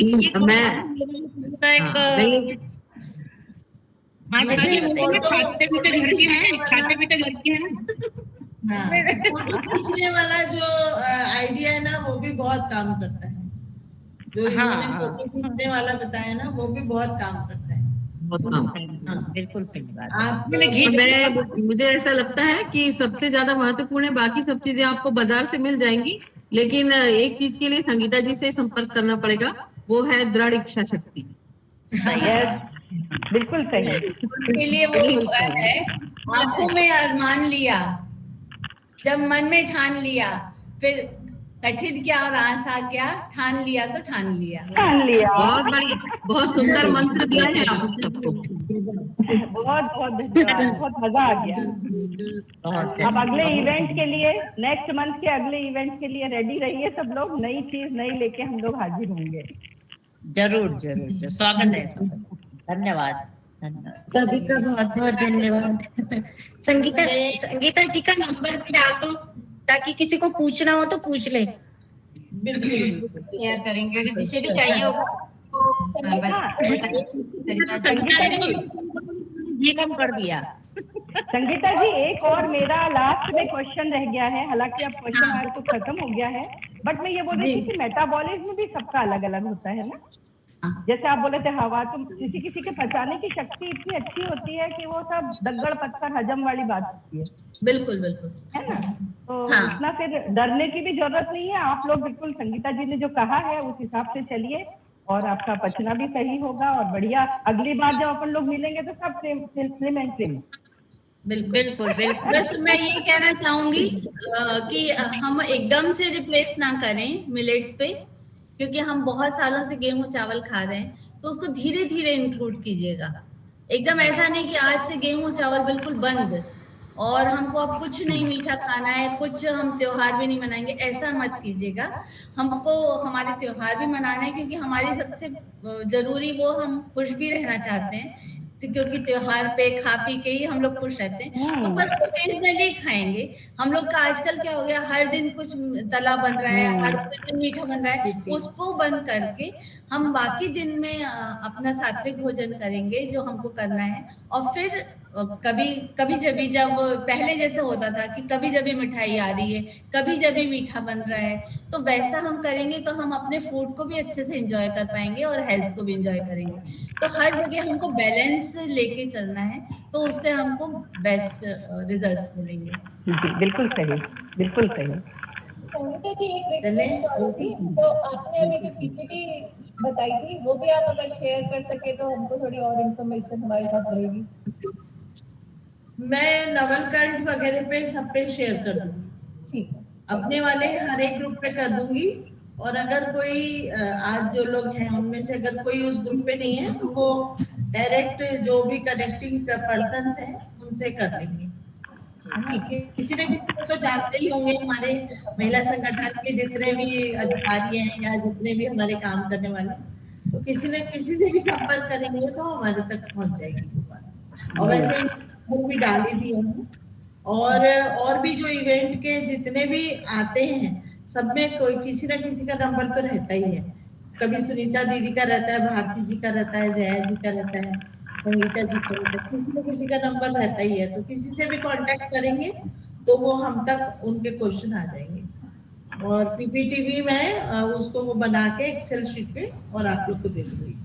और एक और विशेषता रही आज के प्रोग्राम में कि आपने साइड पे इतने अच्छे तरीके से जो आज का अपना बताया प्रोग्राम, उसमें जिसको नई आवाज नहीं आती या कुछ नहीं समझ में आता, तो भी क्लियरली सब लिखा हुआ दिख रहा था। उसको लिखने का टाइम भी मिला, ये एक नया तरीका था, जिसके लिए आपको बहुत बहुत फिर से धन्यवाद।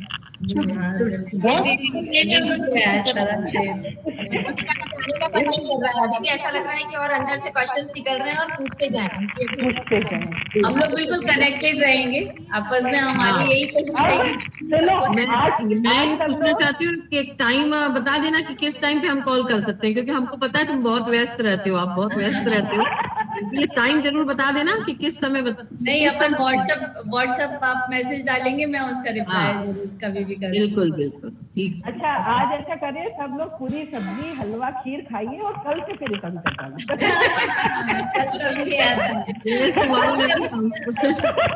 अब टाइम तो 10 बजे, अभी खिचड़ी का असली है, अभी खिचड़ी नहीं, मजाक कर रही हूँ मैं, अभी सही और बात अगर चाहे तो बस बिल्कुल दूध पियो और सो जाओ, ऐसा भी कर सकते हैं।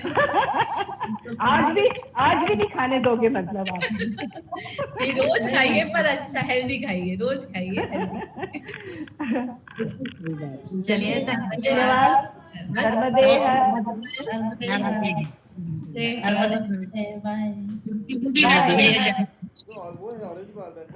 धन्यवाद। धन्यवाद। कल खाऊंगा।